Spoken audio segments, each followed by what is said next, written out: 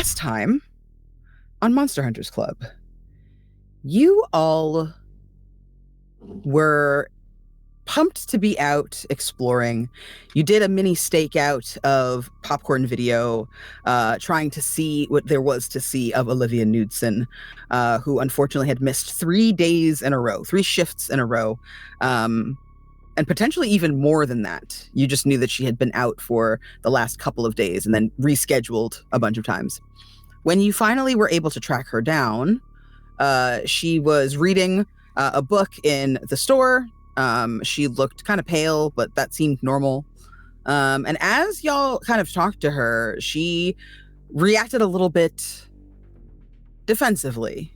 Chet Paxton is an old friend of hers growing up, and her number one bro. And he divulged to Theo and the others that Olivia has been having some hard times. She's been going through some hard times, and that she's been acting weird and secretive. When the teens investigated the pier and investigated popcorn video, they realized she was wearing a scarf around her neck. It had several bite marks in it. And they were able to see that there was a weird kind of glowing presence outside, glowing eyes and a dark presence, a silhouette. And when Jackie and I believe Robbie tried to go outside to check, they saw a tall, kind of gangly, slim kind of person in a black trench coat and a big dyed red mohawk running down the pier. Olivia admitted that this was Jeff, her boyfriend, but didn't have any pictures of Jeff, didn't have any record of Jeff. And when the teens looked back on the security footage, there was no Jeff. Curious, they help kind of revive Olivia and suggest that she kind of gets her shit together and does her work and keeps her head down and watches out for strangers. And they take off after the boy and find Robbie's rival, Daniel Kim, down at the seaside. And he has been fraternizing with someone named Jeff this evening, interrupted just in time by these young folks. The last thing that they saw as they were kind of moving away from the beach, I think it was you, Jackie, right? You kind of lingered behind, you and Taylor, I think, and saw this red mohawked person moving off down south, which is a place where Wolf, another person that you had met in town that runs the dump, that there is like a cavern there, like a little cave on the beach where weird things happen. And when he was younger, he knew this place wasn't like other cities. But it's kind of an open secret in this town that you guys are just now stumbling on. We also had a moment with Heather and her friend and Jackie on the boardwalk. They seemed interested in what Jackie had to say, but needed to go and experiment with their first cigarette ever. And we also had, as I think someone here mentioned, a shocking confession. We also had a really cute black girl in a goth outfit with little bat roller skates, which I just want to highlight that. Taylor's been throwing down some Riz with LaTanya, and we don't know what's up with that. We're kind of on the lookout a little bit, got binoculars on, trying to see what there is to see. We ended the episode back at Daniel Kim's house because Daniel Kim has an older brother who's super cool and has a rad truck and a space to practice with his band in the garage. And you all bunked down for the night in your various licensed sleepover paraphernalia. Your sleeping bags and your makeshift jams. And as we closed our scene, not only did Theo commune with the spirit world while doing your, I guess it's astral projection, kind of lucid dreaming, maybe. While Theo was doing that, found out that there kind of is no presence of a vampire named Jeff, and that there's no record that he's ever hurt anyone before or killed before. And we also found out that Daniel Kim likes to hold hands when Robbie is over. Yeah. Now, nobody knows that, you guys. Only Robbie and Daniel Kim know that. So I'm just letting you guys know that you don't know that happened. Just a reminder, just in case. Because obviously you have bigger fish to fry when it comes to people telling people about crushes that they may or may not have on certain individuals that we won't be naming. Anyway, with that, let's start today's episode. Welcome to episode 4 of the Monster Hunters Club.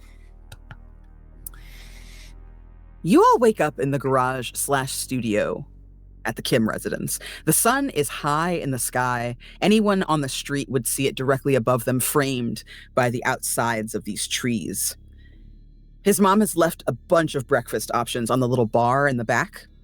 You can see some very comforting looking juk, which is a Korean porridge, some dim sum options, and then there's some like Western kind of American breakfast options like eggs and bacon, all kinds of little delicious pastries, Pop-Tarts. It's clear that Daniel Kim's mom is used to having hungry teenagers and young adults in her home. What at first looks like a little too much food, after you've pounded your second Sunny D, you realize it's just enough.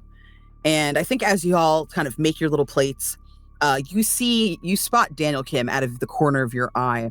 There's a little note that's next to this breakfast kind of buffet that's been set up, that he grabs real quick and kind of like looks around to see if anybody's looking at him before opening it up, smiling a little bit, then blushing profusely and tucking it back in his pocket. He folds it neatly and puts it like into his back pocket as he's getting ready for the day and looks at all of you. Don't be shy. My mom always makes a little too much, but you know, that's what leftovers are for, right? This is great, Dan. Thanks so much. You've never lived unless you like put the eggs in the porridge, crumble a little bit of bacon on top. Just saying, just go around the world. You dip a little scallion pancake in it, and it's I don't know anything. Is this like grits? Kinda. Oh yeah. It's rice, but it's what we have. Oh yeah. Starts like adding everything to it and just starts chewing down. Also, like looking at Daniel, like, what you got there? While you're kind of chowing down, before you ask that question, you see his face kind of trepidatiously. Taylor, he looks at you and there's really nothing on his face. He's just kind of like, And Theo, he looks at you and he's like, but I think he looks at you, Jackie and Robbie, and there's a look on his face that is equal parts like hopeful curiosity and a little bit of self-consciousness. You see him kind of pushing the Pop-Tarts and the other like Western food kind of closer to your side of the table, like not sure, kind of testing the waters. Do you sample from everything? Yeah, I mean, I need no sugar and I need all carbs and protein. We're doing this again, Jackie? Okay. Okay. I have a game in like 3 hours. What do you want from me?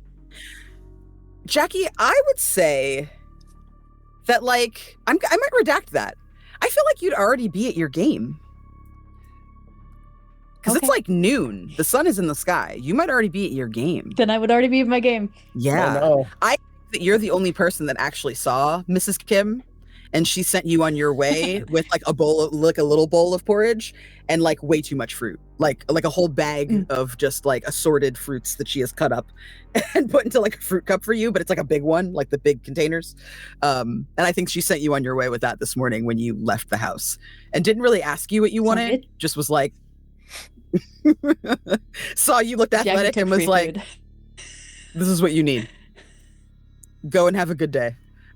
She's a very pleasant woman. She has a very big kind of presence to her, despite being very petite, and was a woman of a measured amount of words. She doesn't seem like the kind of person that like overly chit-chats, but you could hear his dad in the background on a phone call. It's clear that he's much more chatty than his wife. She seemed very kind of easygoing and casual. She was outside doing her gardening when you kind of rode your bike away. So we're going to circle back to you. Robbie, you said that you asked Daniel. Yeah, so I kind of awkwardly sort of just asked Daniel, can you kind of help me out and like show me how to do it? Yeah, this isn't the first time I've had friends come over and try my family's food. So, and he kind of like looks around for a second, and he sees like one of the plates that his mom has brought out is like a segmented dish, and he like puts a little bit of the porridge in, and then like grabs a couple of like different bao and dumplings, right, and like puts those on the plate, and then like there's like a cool and interesting looking kind of soup, like to the best of your knowledge, and he pours a little bit of that in like a little cup and like gets you like a little bit of everything on this plate separated and hands it to you. Does your mom always put out such a nice breakfast? This is it's the weekend. Yeah. Wow. Yeah, she preps the day before and then she puts it out, and sometimes my grandparents come and there's no dim sum. They get really cranky. I usually have to like just kind of fend for myself, so I don't really have big breakfasts very often. This is amazing. Oh really? You can come over for breakfast whenever you want. That would be great. Thanks for the hospitality and letting us crash here last night. And it's really cool getting to know you better. And I don't know, I'm looking forward to doing some skating with you later. Like, I mean, you're cool. You're a lot cooler than I thought you were going to be, Dan. And I don't know. I like that about you. Daniel punches you, but it's like the softest punch he's ever given you. And kind of looks around at everybody else and like looks at Theo, having heard your question, and just kind of walks past you without answering it. The rest of you definitely see Dan blush. Yeah. Like you hear what Robbie says to him, and like you see him like light up, like his ears are burning red as he goes and sits down on the He-Man sleeping bag and just kind of starts to shovel food in his mouth like over the bowl. I think as Theo keeps like, oh Theo, you're muted. Oh no! I'm just mouthing shit at this point. Like what? As I clock that and Theo's like asking questions, I take a little bit of like egg and just put it in Theo's mouth. You can't just feed somebody like that. Just, like, come on, start putting stuff on Theo's plate and like toppings. And then I'm just like, he's gonna grab his bowl like, I've got enough, thanks. And I'm just like silently just eating and just looking at Theo. Is this your way of telling me to shut up? And then I just wink. Oh, I could have just said that. Taylor, please take an adversity token. All of you, by the way, start with 3 adversity tokens every session. So remember that to replenish back up to that. As you all sort of like are standing around awkwardly, I think like Daniel puts on like Saturday morning cartoons, right? Something funny, like maybe Count Duckula or something, and just kind of vibes with everybody. Puts on the radio as well if it doesn't start like being less awkward. Just like puts on a bunch of electronics, and it's like, this is good. This is less awkward, right? This is like this is good. And I think y'all hear you hear a voice in the background. Little bro, are your kids out of there? We got practice in 2 hours, man. We're burning daylight. He looks at the rest of you. I'm so sorry. My brother is cool, and I guess being a dick is the price you pay for being cool. It's a heavy burden to carry. It seems like it. He used to be awesome, and now he's like awesome, but also annoying, and like screams back. Well, it's all right. I mean, we probably have things that we have to do as well, and maybe we could catch the end of Jackie's game. I don't know, but Dan, do you have any? Oh, I don't know. Do you have any garlic, by any chance? Garlic? He just laughs at you, like he's like in stitches. By the time he like finishes laughing, he looks up at you, and like his eyes are like sparkling with tears. I'm sorry. And I'm just dead serious look on my face. I'm so sorry. Do I have garlic? Yeah, like raw garlic, maybe. Might as well ask him if he breathes. Do you? I mean, like, you know? And he like starts laughing all over again. And he like goes back in the house, and he comes back with like a big jar of like peeled garlic, a big jar of minced garlic, and a big like thing of just cloves of garlic. And he's like, which one do you want? We'll take the cloves. Thanks. Cool. Are you? I'll just be like awkwardly like or... reach out an arm to like kind of a hug / pat on the back. Just he sees you come in, and there's like that moment where there's like a thing between the two of you where you're both like, I don't know. And then like he just sort of like stares straight ahead, like not looking at Taylor or Theo, and just like leans in and gives you like a full hug. Have great practice. Be safe. Always. Cool. If you guys need me, and he throws you a walkie-talkie. These go pretty far. My brother and I used to use them before he was a dick. I'll hand it to Taylor. Taylor, you know how to use these things, right? Yeah.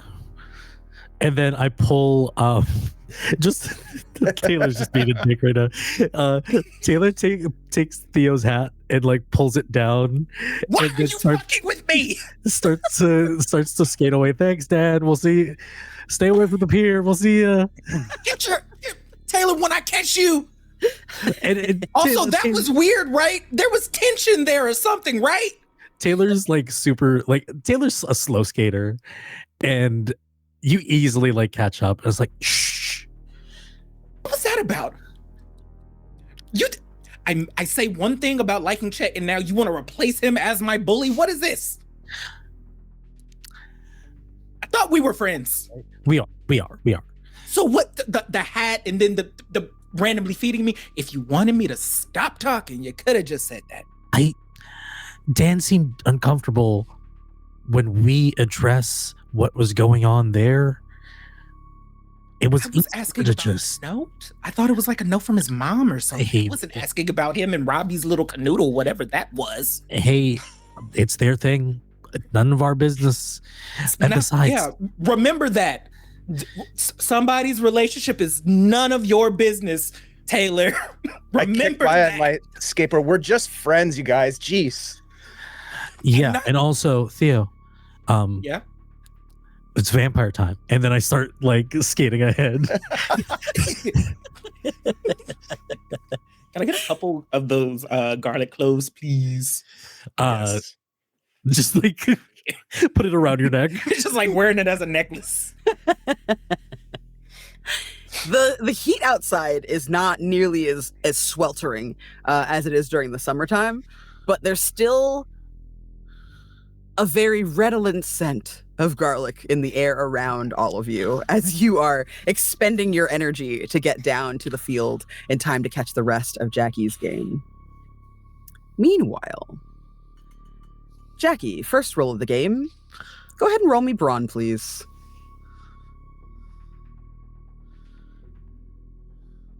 Also, you are on mute, just so you know. Yes, I have a D20 for that, and I still rolled a 7. Okay. I mean, your target number was a 5, so you're still good. You are on this field. You got to the field just in time to like see your dad pulling in. As you kind of turned into the locker room to like throw your bag in there and get ready, you see his station wagon parking, and all of your other teammates are in there. Everybody's having a good morning. Someone brought granola bars and snacks. Do you eat one of your Zap bars before you go on the field? Definitely. Okay. Go ahead and roll me brawn again, but add a +5. 21. 21. You are on the field, right? You're facing off against the other team. What position do you play again? I'm a forward. Okay. So you're up right there in the center. The other team has the ball. And there's something in your vision that just triangulates the field in front of your eyes. You can see every single person's position. You can feel your teammates backing you up. And as this girl tries to get this ball past you, you shoulder check her so hard she goes flying back a couple of feet. Somehow no one blows the whistle as you take the ball past her, around her on the ground, and move forward into the goal and you strike, and it's perfect. You get it. It's clean. It's excellent. You're feeling your comrades around you. Everybody's freaking out, and it's time to reset the play. You go back to the center of the field. You start playing again. Over and over and over again. You're making goals. You're setting up the perfect shot. You had a really fantastic run of time where you were able to get a header into the net. You are easily the MVP today, and it doesn't feel like you're showing off. From the sidelines, you can hear your dad screaming at the top of his lungs. You better fucking do it, Jackie! You better fucking, that's right, that's my fucking girl! Yeah, your fucking kid sucks! No, your fucking kid sucks! Screaming at parents. You see him push somebody. He like throws his drink down on the ground. There's one that you like let go past you. You let it go past you. You know that your teammate is right behind and that she's gonna take it right to the house, right? You know she's gonna bomb it. So you move out of the way and they blow the whistle for a break. Your dad brings you and calls you and pulls you to the side. Yeah? You could have made that one, you know. Like, you could have made that one. You realized you could have made that one, right? Yeah, no, I knew I could have made it, but like I was just kind of dominating the field, and I feel like we should give everybody a fair chance. And like my other teammates are kind of just standing around, and so I just thought, like, for just like one time.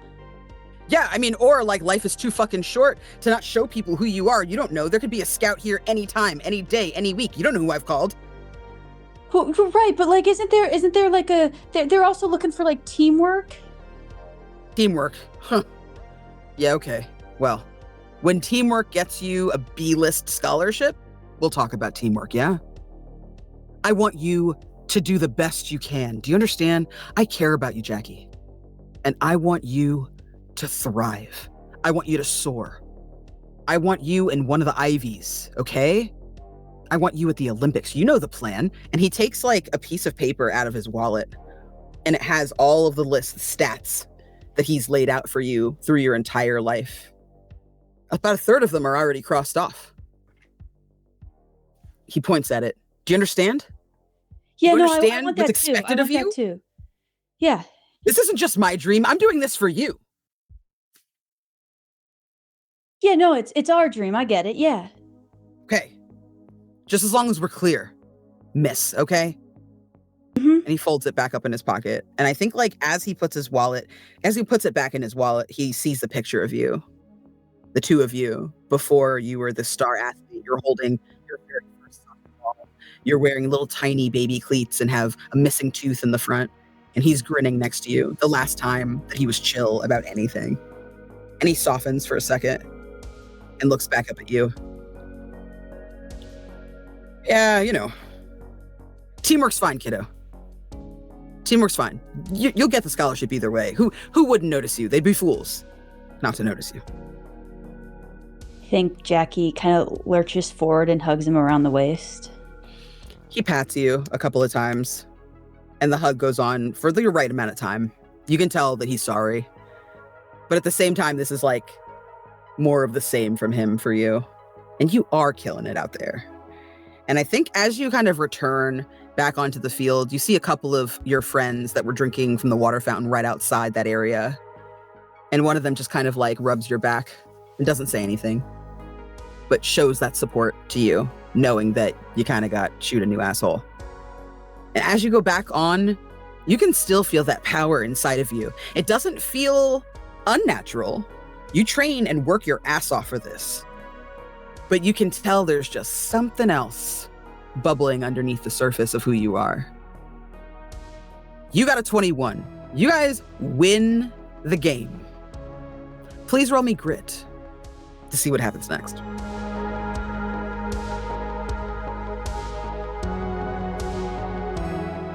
Nine. Okay. You see your dad cheering, and you hear him cheering. And as you get to the end of the game and you win, there are some sore losers on the other team. Y'all dominated. And this is a team that's previously lost a single game in the entire season, and they were beaten badly.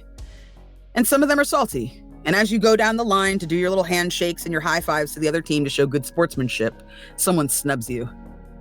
Your dad is on the field before you even realize it, screaming, "Excuse me, ref, did you see that unsportsmanlike conduct? What the fuck? Hey, you don't do that. You don't take that. You're too good for this. You don't take that. You're gonna take that? You're gonna let her do that to you?" It's okay. It's okay. It's not a big deal. We won, and so you don't feel great when you lose. The girl across it's from fine. you. The girl across from you looks terrified for a second. That 9 more than meets the DC. He sees you sticking up for this girl, and he looks at the girl and he sees like the fear in her eyes at this huge man striding across the field in record time, advocating for you to take some kind of revenge for her shitty behavior. And you see her kind of look at you and nod and hold out a hand, and she shakes your hand firmly. Yeah. Your dad's like, you hear the sound of your dad kind of huffing away, and you hear him say, "Just like her fucking mother," as he gets back to the stands and sits kind of with his hands, like his fingers tented, kind of staring at you. The rest of you arrive just in time to see this winning goal, and it's a fucking banger. It's awesome. Jackie is so far away from this goal and still lands it. It is clean. It is perfect. There is nothing the goalie could possibly do to keep up. You can see she is winded. Her hair is in her face. She's sweating profuse, so she looks terrible. She's not having a good day. But also, this team is just running circles around her. And as you guys kind of settle in, you witness all of this. And you also see... Go ahead and roll me Charm, Jackie. Your DC is going to be a 6.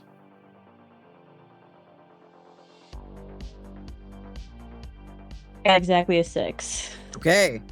You also look over and catch the eye of Heather.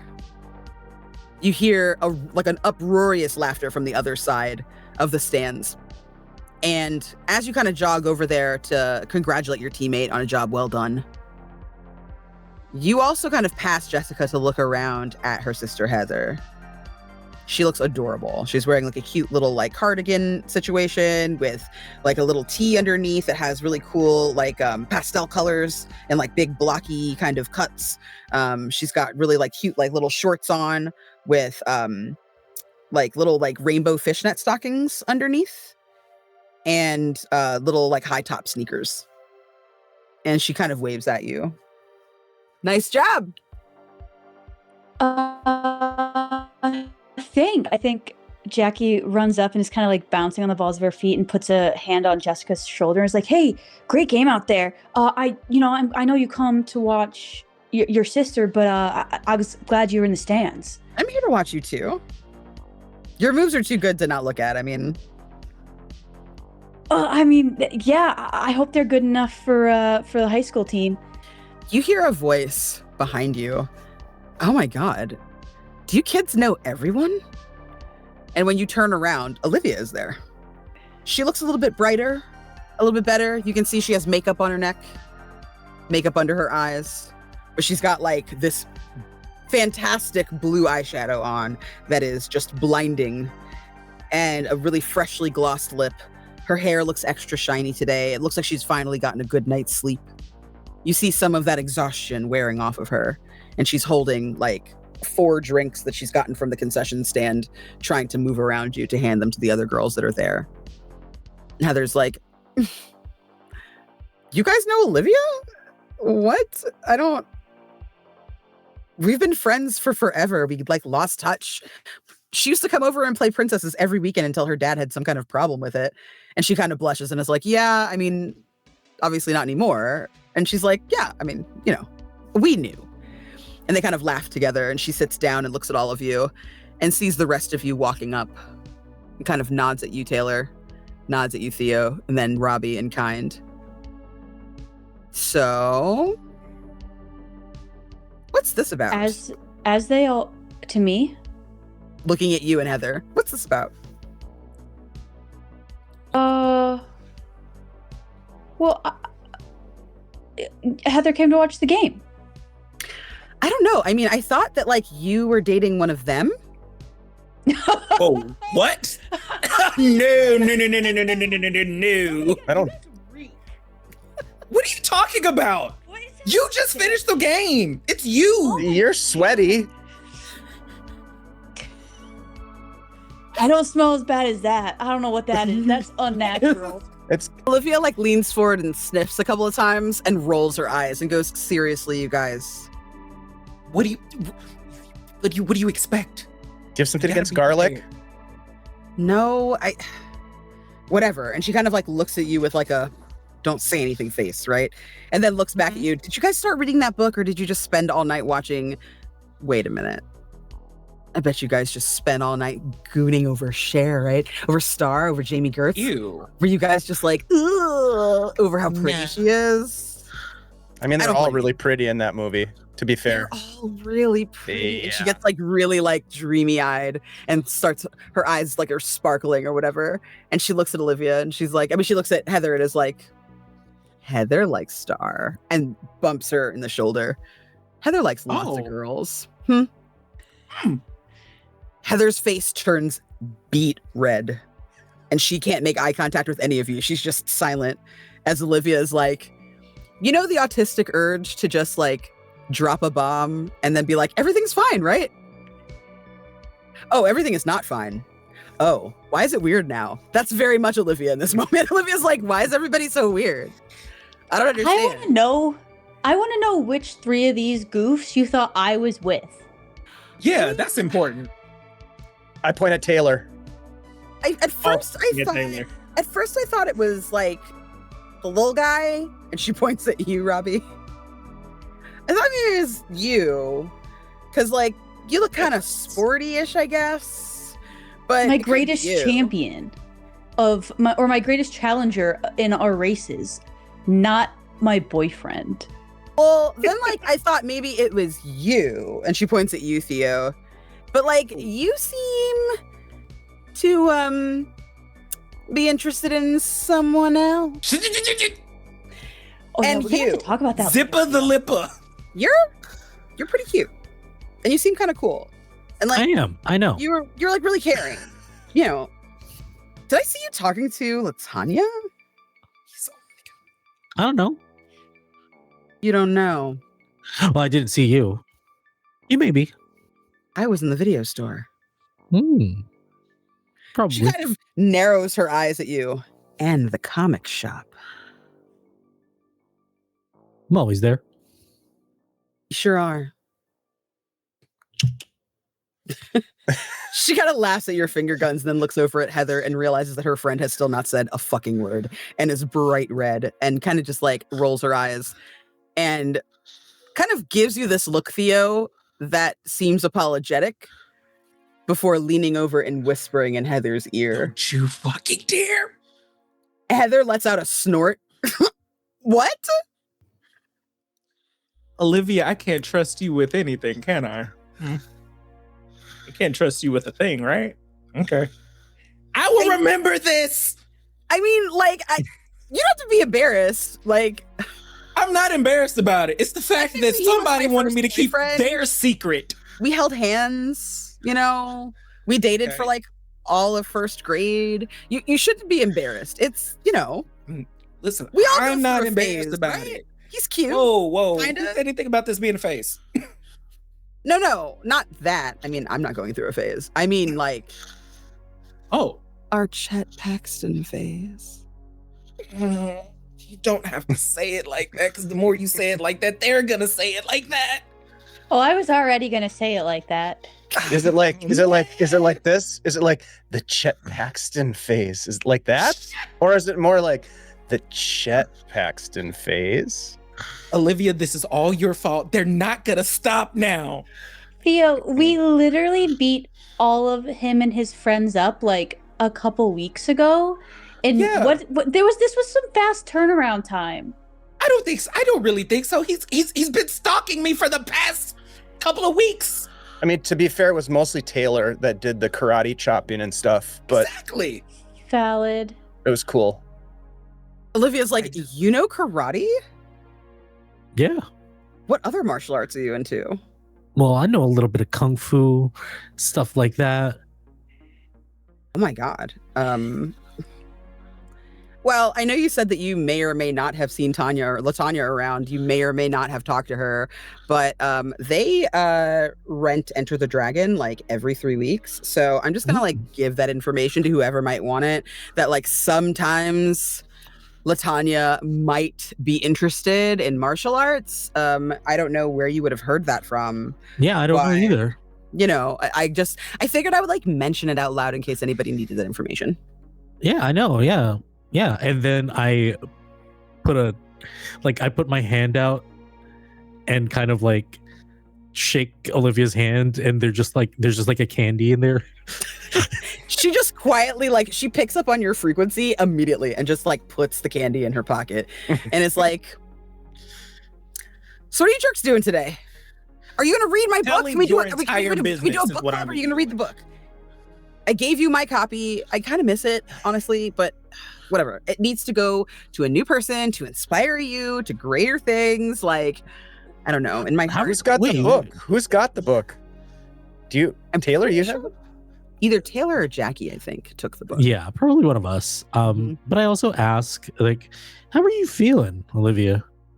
Oh, she gets a very embarrassed look on her face. Yeah. And Heather looks at her and is like, oh my God, are you okay? Like, I know we haven't talked in a while, but like, is there something I need to do for you? And Olivia's like, no, I'm fine. I've been feeling a little under the weather, and then addresses you for, I've been feeling a little under the weather. And last night I ate like 5 cheeseburgers. Hell yeah. And I had steak and eggs for breakfast, and I took my daily vitamin. And, you know, I also, am just trying out some new, like, Ayurveda. My neighbor, Miss Sherry, actually, said that if I needed something, I could use this. Her yogi recommended it to her. And she kind of pulls like a little necklace out of her shirt, and you can see that it is like a little silver cross. Not really religious, but neither is she. But, you know, she recommended it. It was like dipped in some kind of like holy water by Mother Teresa or somebody. I don't know. Yeah. Yeah. Hey, how about you looked a little under the weather last night. How about we get a soda? Like, hey, Robbie, Theo, let's grab a soda. No, I think I'm good. Theo, and come on. And like daggers are pointed towards Olivia. Like, nah, I think I'm good. I don't know if I can trust being around Olivia right now. Olivia, come on. I'll just kind of tap Theo. Come on, let it go. It's all good. It just happened. Olivia like smiles really wide and looks at you, Taylor, and is like, I appreciate you, but I'm good. You and your friends have somewhere to be? And I pointedly look at Olivia, and I pointedly look at Jackie, and I pointedly look at Heather. You sure you don't want a soda? I mean, I'm fine. She's like not picking up what you're putting down in front of her friend. She's like acting none the wiser. I look at Robbie. I look at Theo. I want a soda. I grab Olivia's arm and just like, come on, let's go. Heather, I'll be right back. These children want to talk to me. Yeah. Heather's like, hey, they're just a couple grades under us. They're not children, but okay. Jackie, rest those legs. I'm gonna be right behind you in like 10 minutes. No. Yeah. Yeah, we'll be back. We'll be back. Time, whatever. Olivia, we have to talk. Olivia's like, do you guys get like a couple of feet away, like out of earshot? And Olivia's like, oh, you wanted me to go with you. Duh, I understand. Okay. I got it. Sorry. Taylor, please deal with this. I'm going to be honest with you, Theo. If this annoys you, you're going to have a really hard time dating Chet. Who said anything about dating Chet? Chet doesn't even know I have it. Who said this even happening? I mean, has he tried to, I don't know, bully you? That's kind of his thing. It is, but has he beat you up? Tried to. Didn't work out too well. He pushed me down a little bit. I mean, you see he's kind of like a big dude, right? Ish. I've seen bigger. Look at Taylor. And then I like flex. I feel you. You're really strong. And if somebody told me that you were a bully, I don't think I'd believe them because your eyes are too kind. Okay. She like looks at you for a second, like, and gives you like this very like, face. It's like you can't quite tell if it's a flirtatious look or if it's just one of like appreciation, but there's like a moment that's quiet for a second. And then she turns to you. Yeah, I mean, like if you're smaller than him and he beats you up, that's like a dominance and security thing. But if you're like, you know, his age and he beats you up, Oh, so he has a type, is what you're saying. no, because like again, I feel like if he wanted to like beat you up, you'd have a black eye. He's I don't think pretty so. strong. Me too. Yeah. You want to find out, Olivia? What do you mean? We could arm wrestle right now. Arm wrestle? I'm a lady. I don't arm wrestle. I would watch you arm wrestle though. Jack, Are you gonna arm wrestle Taylor? Oh, brother. You guys should. No, Robbie, because that one I Robbie, would do you lose. arm wrestle? I mean, I have. I mean, I see you're like wearing this like cut off t-shirt. Maybe you should like arm wrestle. You guys should just like, I don't know, like you guys, it's your idea. You do whatever you want. I'll just look down at Olivia my feral. biceps, my little boy biceps. Okay. I'm gonna. I mean, I'm sorry. You're right. Like I'm being too much right now. I just, you know, I'm swearing off Jeff, and you know, it's not easy to just like be alone. And everyone's like really pretty and handsome and good looking. So I just Did he try and find you after we left, or no, I went straight home. I went home and I sat down and I looked at my elementary school yearbook and I looked at like all my pictures, and it was kind of a bummer at first because like I had a lot of friends, but I kind of realized that like some of them definitely left me behind, but some of them I was just kind of too afraid to let go of, or that they would let go of me. So I called Heather and she invited me to the game, and I think I'm okay. I think I'm good. I really just like love, you know? Yeah, I mean, we haven't had a chance to talk to Jeff yet, but I didn't get a good vibe from Jeff. You don't have to talk to him. It's hopefully we okay. can just shove his face full of garlic and that'll solve the issue. That's. I don't. Maybe. That's why we have these. Yeah, Well, but these I have these. he's not like a bad guy. Right. Uh-huh. Yep. Just like everybody shaking their head like, Mhm. okay. You know, Olivia, you know what I like about you, Olivia, is you know everybody. Like, you know everybody around here, and you have do a have lot of connections. you have a lot of connections, and you have a lot of great information. The kind of information that could be very useful to a small business group like ours. And just saying, like, if you ever maybe want to, you know, work on a project together, we have a little business, and it'd be cool. That's right. You guys were going on about some business last night. That's Yeah. pretty impressive. Thank you. I could be into that. Like an informant or something, or like a you know, like a what do they call that? Our person on A the rat? inside. No. I think No, No, not that Rat kind of sounds information. derogatory. No. Yeah, no. Like an information broker, I think is what my mom. yeah, a broker. What does that mean? Yeah. But it sounds good. that does It just sound fun. See? Yeah, I mean, I've watched like a lot of movies about the stock exchange. Now just trade money could be a, that, I or could be information. a trader of information. Yeah, I could do that. I think I could do that. Mhm. Yeah. What kind of information are you looking for? Like if someone's Uh, having problems, you know, vampire problems or other ones. Psychotic doll problems. Yep, that's a good example. Okay. Mummies. Mummies? I don't know. Are those preferably no allowed? ghosts, though. Preferably no ghosts. We don't do ghosts. We have to draw I the line will- somewhere. We have to draw the Yeah. line somewhere. Yep. Yeah, I don't think I can punch ghosts. Oh. Yeah, good point. No, they punch you though. So ghosts are like for real. Well, We don't discount it. Right. I see. I want This to believe. entire time, the second that she starts asking, so ghosts are real, right? Theo's eyes get real shifty. Yeah, she's definitely like looking at all of you like in a very who the fuck are you guys kind of way. Like sort of face. And I think she just sort of sips her drink and kind of looks at all of you and kind of waits a minute. Do you think it's safe to go back? Probably Like, over not. there. So, probably not. Seeing that you have told my entire business, right? Give me The dirt only business on- you have is that you have a crush on Chet Paxton. That's the only business now- you have. Now I would like a little bit of dirt on the man. You seem so much more interesting than Chet Paxton being your entire personality.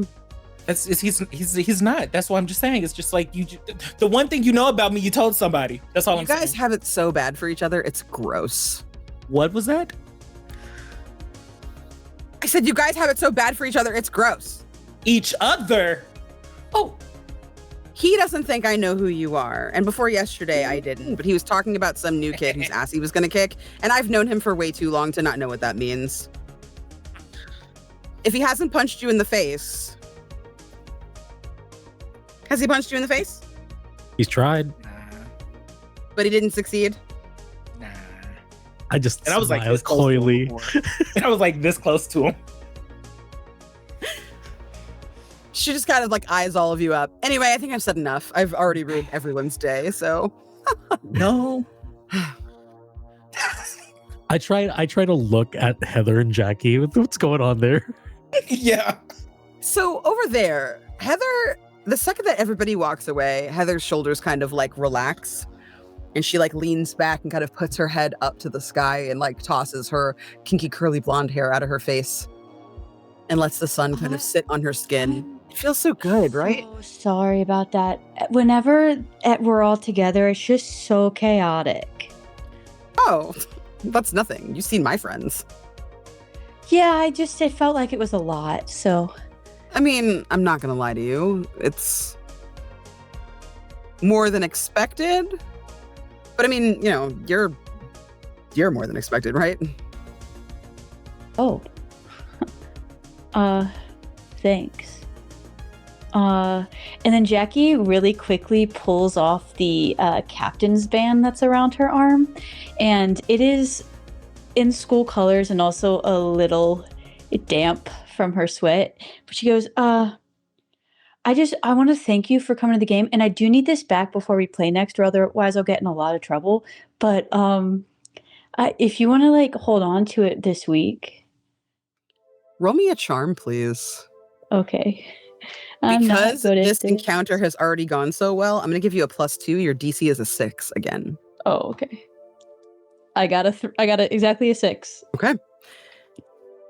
She looks down at the band, and your hands are kind of shaking a little bit because you know it's really sweaty, and that's a little gross. And she kind of grabs it from you, and her fingertips kind of graze your palm as she touches it and pulls it away from you. And it's like, oh, awesome. So I can just like wear this around and pretend I'm you? Pretend I'm a badass too? Yeah. You should do that, definitely. She takes off her cardigan, and you can see underneath this shirt is like a little cut off sleeve top, like a little like halter top. And she puts it up on her arm and kind of poses at you. How do I look? Jackie reaches out and readjusts it a little bit, and then she goes, yeah, perfect. Okay, come take a picture with me. Okay. She pulls out sure. this like Sorry, I'm like, little boxy Polaroid mhm. and like holds it out as far as her arm will go. And it's like, shit, that's now you can't. Can you hold it for us? Yeah. You know how to I use got this, it. right? You just squeeze a little. Yes, I know how to just press the button. Yes, I All right, know. all right. Here. God, And Jessica's Jackie staring pulled it out. daggers. She like looks over and kind of nods at her sister, who's just like kicking balls like into the net, kind of like not looking at you, but also very much staring at both of you, and does not seem pleased that you are fraternizing with the enemy. And she gets I'll hold closer to you as you hold it out. and you can smell the cherry of her like lip smacker lip gloss, and the smell of like that baby powder, baby love perfume that she's wearing, and like this Aquanet kind of odor as well from her hairspray. And she leans in and kind of does a little pose with her arm out and puts her nose right here on the side of your cheek, like to get in nice and Jackie tight for the shot. freezes for a second and then is going to throw her arm around her shoulders and like just a very casual, not like you know, friendly-ish, but it definitely isn't friendly-ish. You hit the snap button as your arm kind of finds its place around her shoulders. And what happens next makes you hit the button 2 more times. When you look at the pictures as they start to develop, the first one is exactly what you had before, right? Your arm is really not there. You have your arm kind of held out to take the picture, and her nose is like touching your cheek. The second picture is her like with this kind of surprised face, and her cheeks are very blushy and your arm is around her. And then the last picture is her with her arms around you as well. And I think that's what you all see, are them taking pictures together. And she kind of like sits up and looks at you. I have to go. Yeah. Oh, here's A your birthday camera. party in like an hour. You said that you don't need this back for a week? Yeah, just before my next game. Cool. Okay. Do you want something of mine? Yeah. If you got something, yeah.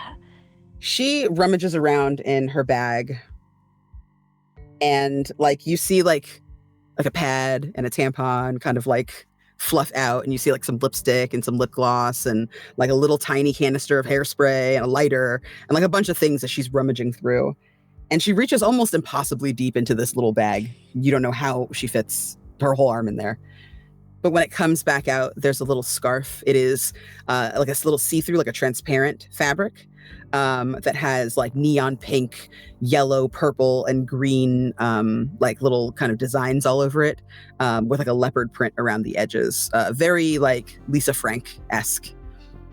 And she pulls the little bottle of Baby Soft, of Baby Love out of her bag and spritzes it on there real quick. That was probably too much. I'm not trying to like This smells really nice. Cool. Yeah, you can wear it if you want. It's not you like don't seem like you wear stuff like that, but if you like, I don't know, wanted to, I don't need that back. But I can you put it in wear my it back pocket. Yeah. You can wear it as a good luck charm for your game. I'm definitely gonna do that. Okay. Bye. Have a good time at the birthday party. She leaves you that last photo of the two of you embracing and takes the other two and just kind of walks away without a sound. You see, the rest of you see her kind of stalking a path toward all of you. And as she gets to you, she just puts her arm in Olivia's and pulls her away from you. And Olivia's like, okay, bye. Yeah, I'm having a good time. Please read the fucking book. I want to talk about it. Bye, Heather. Bye, Olivia. You see Jackie. How's Jackie looking right now? Jackie is standing in the middle of the field with nobody around her, a scarf in one hand and just staring at a photo. What is Jackie doing? Jackie! Get off the field. The game's over. Huh? The game's over. Yeah, and Jackie will jog over to them and kind of like put the photo in the scarf and kind of like hold it, kind of trying to hold it behind her back. Thank you guys for coming. Yeah. Theo kind of like looks around you. Did you lose your captain's band? I didn't lose it. I know where it is. Oh, okay. Jackie, you were awesome out there on the field. I mean, that was the best I've seen you play. It was pretty great. I felt like I was flying, you know? looks so cool. Maybe you don't know. But yeah. You know, I should probably go change so we can go do our thing. Yeah, you reek. Yeah, hit the showers. You're the ones wearing garlic. Yeah. As you jog into the showers, y'all kind of chill and wait for Jackie. And do you all head out on your bikes and your blades to the pier after that? Absolutely. Yeah. Mm-hmm. You get there, and it's early in the day. There's mostly families. There's a bunch of clowns doing performances. There's a juggler, somebody riding a unicycle, people like street vendors selling, their wares. You can smell the strong smell of the fishery, the fish market that's open. They stay open until usually about 4 or 5 on the weekends. And there's a bunch of people in there getting their fresh fish, but it is rank. And as you kind of walk through that, you get like another face full of cloud smoke as you pass the arcade, as like all the dads like to go there on Saturday mornings when their kids are off doing whatever. And you finally get to the boardwalk. You hear one side, oh no! And a bike police officer comes flying by you and careens into a trash can. You're able to get down onto the beach. And as you start to walk and make that trek south, there's a surprisingly few people on the beach the further south you go. Most people kind of chill around the pier area, maybe a little bit north of there, because there's a big jetty out there, and the water is a little bit rockier and rough. It's not as good for kind of weak swimmers.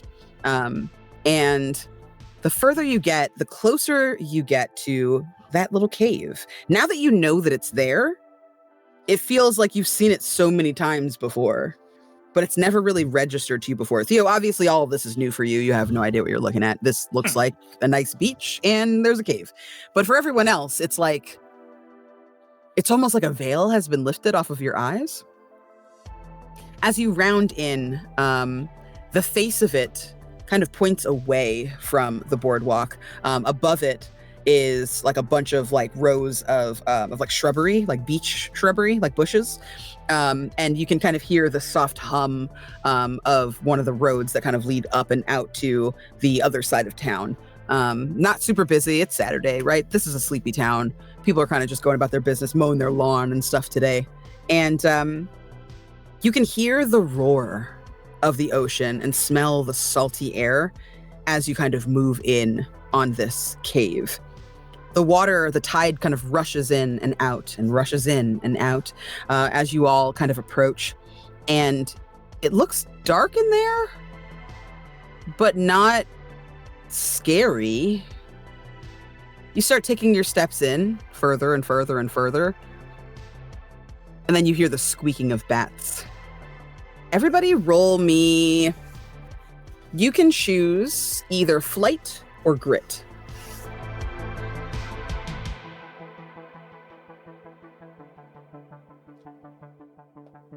DC of, let's say, 7. Got a 9. Man. Okay. Taylor, I think you're muted. I got a 3. Okay. Now remember, y'all can use adversity tokens if you want to. You don't have to, but I'm letting you know you can if you want to. 10 for I wanted Robbie. to fail that so bad. Okay. I got a 7 on the Okay. die. And I was going with the lower die. Taylor, as your friends head deeper in, that sound of the bats that's squeaking, you start to get a little bit of a chill up your spine. And like 5 or 6 bats fly and it almost dive bomb you as you're trying to move through this space. Do you stay or do you run? I stay. Okay. But I cover up. All right. You cover up, and as you're kind of trying to make your way through, you trip and you find yourself kind of on your knees for a second, and there's a little alcove to the right that you're able to see. You okay, Taylor? Yeah. I just tripped. What did you trip over? I'm gonna help him up. Yeah, the whole surface in here is very uneven. There's some areas that are just sand and water. And then there's areas that are kind of rocky that are like kind of part of the bigger cave itself. It's very uneven. I open my bag and I take Maybe out we like shouldn't skate or bike in here. Maybe we No, should it's just just- walk. Do you still have your rollerblades on? No, it's just an even and bats. Oh, and I take out a flashlight and like click it and like towards the alcove. It's like, what's that over there? You see an endless darkness. Out here, like in this cave, you can shine your flashlight to the back of the cave. It looks like there's probably other nooks and crannies and stuff that you might be able to explore another time. But for the most part, this cave looks pretty solid. You can see the back wall. But when you look over at the alcove, it seems like pitch dark. Like your flashlight goes in there, but you can't see the end of a wall. And as you guys kind of turn around to like head inside, the air cools around you. You're so far away from the sun that it's pretty chilly in here, actually. You can hear the dripping of water from the ceiling from the rock formations that are at the top of this cave. And the recess starts to kind of go down a little bit deeper. The floor is a little bit slippery, this rock under your feet. As you try to kind of maintain your composure. Everybody else made your roll. Go ahead and roll one more time your, let's say your flight or your grit, Taylor. This time it's going to be a DC of 4 because you know what you're doing. Yeah, I got a 4. Okay. So you're able to keep your footing steady as you light the way for everyone else. And eventually you wind up in what feels like a little antechamber, maybe? You can't really see any other room that it might lead to from where you're standing at the mouth of this door. But it's definitely like a small room inside of this cave. And as you enter, you realize how silent it is in here. You don't hear the squeaking of bats. You don't hear the roar of the ocean. There's no light in here to speak of other than some torches someone has lit. And as all of you kind of crowd together, trying to make something out through the darkness, you see 2 glowing eyes look at you from the floor as though someone is sitting there. Are you looking for me? That depends if your name is Jeff. You hear Is your name Jeff? Rumble come from this person. It's my name, Jeff. Oh, children, you don't know what you're doing, do you? And you see the light from your flashlight shine across glinting, sharp teeth as we go to break. Oh, okay. Holding out the garlic, like, please help. Please do something. Here we go. Awesome. All right. Well, we're going to take a quick break and then we're coming back because that's the biggest cliffhanger in the world right now. We'll be back in just a couple 5 minutes or so.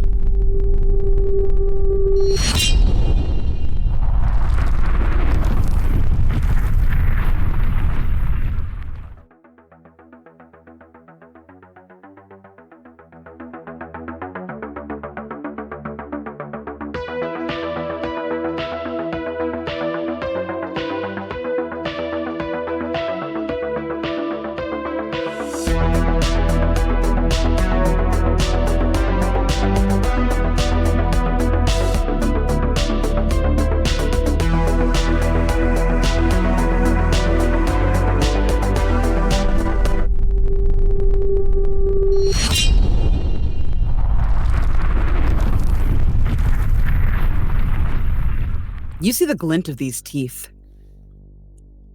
and then they fade away.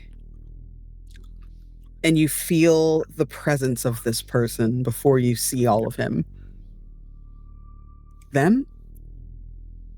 They move through the shadows as if materializing out of them. All of the head-to-toe black that he's wearing fading into it. His skin is porcelain. It looks gently matte, although it doesn't appear like he's wearing makeup. He has round glasses on his face that have tinted lenses in them. And his 6 or 7 inch long mohawk is up and perfect. It doesn't look like the glue that the average kid uses. It doesn't look like Aquanet. It's impossibly perfect. It's pristine. And as he kind of walks toward you with this gait, you can feel them looking at each of you, but the feeling doesn't come across the way it does when you're being checked out by a friend. It's that kind of voyeuristic energy of a stranger going a little deeper than perhaps a humanoid would go. He smiles again. Why are you here? Are you why I can't find Olivia? Still holding out the garlic, just like shaking. He holds up 2 hands. All right. I'll stay over here. We can see me. Does that sound good to you? Yeah. I like that idea. It's safer this way. Yeah. He leaps up in the air. Oh shit. Clears about 4 feet without breaking any kind of sweat. You don't hear a crack in his bones or a wince in him as he leaps just in a clean motion, almost like a cat, onto one of the rocks that are in here that are formed up into like a little mesa. He kind of perches his elbows on his knees as he's in a squat, kind of looking at all of you. How can I help? Is there something you need? Have you come to feed me? We need you to Last leave night? the town alone. Leave the town alone. I belong to Olivia. No, you don't. As long as I have her and she has me, we will be perfectly fine. No, because No. we saw you trying to get somebody else last night, so that's a lie outright. Also, if Olivia doesn't want you to be around her, then you won't be able to find her, and that's how it is. A lie outright. Mm-hmm. Yeah. One of you is sweatier than the others. I just took a Someone's shower. blaming It's me. not me. Is someone... Oh no, I can smell you. What, a warrior? An athlete? A gladiator? Whatever you are known as these days. No, you. Did I steal your toy? And he looks at you, Robbie. Look, Mr. Jeff. Olivia doesn't want you around anymore. Neither does Daniel, and neither do we. He smiles at you. Why isn't she here telling me that herself? I'll be honest with you. She never comes to see me in the middle of the day. Always at night. I wait here for her. You know? Because you've done your little vampire magic, and you make her do those types of things. That's why she's not here. She's better off away from you. Magic? Oh, would I had magic.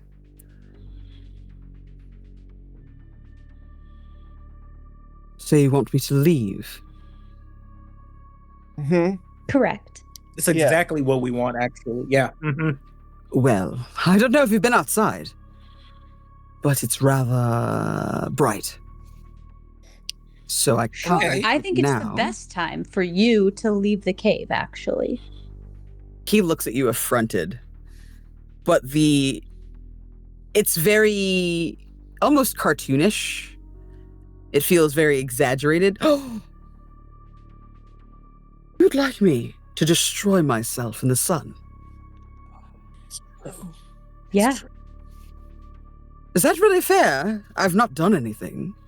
You've hurt Olivia. What do you mean? She said I hurt her. We saw it. My kisses? You Your bit her. kisses caused her to faint. You were Maybe. making her sick, Jeff. Mr. Jeff. I told her to take her vitamins and to eat burgers or other kinds of red meats to replenish her stores, both for her own good and obviously for mine. But she doesn't like to be told what to do. I don't know if you've met her. Oh, yeah. We definitely We have. wouldn't be here if we hadn't met her. He looks at you, Taylor. And what about you? You think I should roast myself for just existing as I am? You can either do that or I can drag you out of here. Such hostility. And he'll do it too. He knows karate. Everyone make me either make me a brains roll. Shit. The DC is going to be an 8. Oh gosh. You know we're not the smartest group. Explode. Yes. I got a Wait, 1. I also exploded. 6. Exploded twice. Okay. I got a 9. Okay. Oh, yeah. Do you want to spend... No, I said a 9, right? Did I say a 9 or a 10? An 8. An 8. Oh, God. Thank Mhm. goodness. Mm. Okay. You... Taylor, what'd you get? 4. The rest of you see him take his sunglasses off to look at you, Taylor. And you feel a tug. Just a little one. Until the second one, which is a little stronger. Jackie, this is especially awkward for you because this is a very masculine person, although he is beautiful. They are definitely not your type. But there's a tug, a little bit of longing that you feel, and a little bit of warmth that's growing somewhere on your person. You're not sure where, but it feels comforting and sweet. It feels like this person doesn't mean you any harm. It feels like that to everyone who failed. To you, though, Theo, you look at him and they take off their sunglasses. You've seen that face before. You start thinking about it, and thinking about it, and thinking about it. And you see the hair kind of change into a couple of different styles. One is like big and blonde and spiky looking, like, I don't know, a rock star. Another one is red and short and kind of jagged at the top, almost mullety. Another one is blonde and swept to one side, a platinum, a hard part, kind of making this distinguished look upon this person's face. But right now, it's a big red mohawk, and he smiles and a little snaggletooth peeks out right in front of his fang. You've seen Labyrinth. You know who that looks like. That can't be David Bowie. But also, that's kind of David Bowie. Theo is going to reach down and grab like some dirt and throw it towards him and say, Stop what you're doing. Knock off David Bowie. What? Listen, your name may not be Jeff, but I don't trust that you haven't killed before. You've lived far too long for this. He looks at you for a second, kind of lost. Roll me. You can choose brains, charm, or grit. Your DC is going to be... You rolled 1 above, so I'll lower the DC for this, and I'll say it's a 6. Oh, thank God. I'm going with charm. Huh? Spirits, help me now. That's a 7. A 7. Perfect. You look at him and you say, whatever, you've been living so long, right? You make this joke at him. But it doesn't land. Instead, he's confused. And a little sad. He moves around again and kind of sits and kind of just like pops his butt onto this kind of little, almost like a tabletop of this rock, and dangles his feet off and looks back up at you. Yeah? And, how old am I exactly? He's gonna look him up and down and just like, older than fake ass David Bowie, but I'm gonna say at least like a couple hundred. Why are you doing this? Couple hundred years. Why are you asking me? You don't know? You mentioned No. gladiators, so this could be more like a few 100,000 years? vampires? Right. I don't know. Anyway, he puts that charming grin back on. You're here to stake me, I assume. Garlic you, but yeah. Well, now I just have more questions. Jackie. Well, why You can can't ask me he anything you want. remember anything? He looks at you and smiles indulgently. You feel that warmth kind of growing again. You really want to believe him? He's probably lying to us right now. I don't know. Jackie, what's wrong with you? He seemed pretty miserable when they said that they don't remember how old they are. It's a trick. No. I don't know. I am quite miserable. And he gives like a really exaggerated like puppy face. You see, I haven't seen my love in some time, and I don't know. I love love. Don't you? Well, who's the person you love? Olivia. Oh, okay. Yeah, no, I was hoping it was going to be somebody else, and that you were just mistakenly thinking you loved her.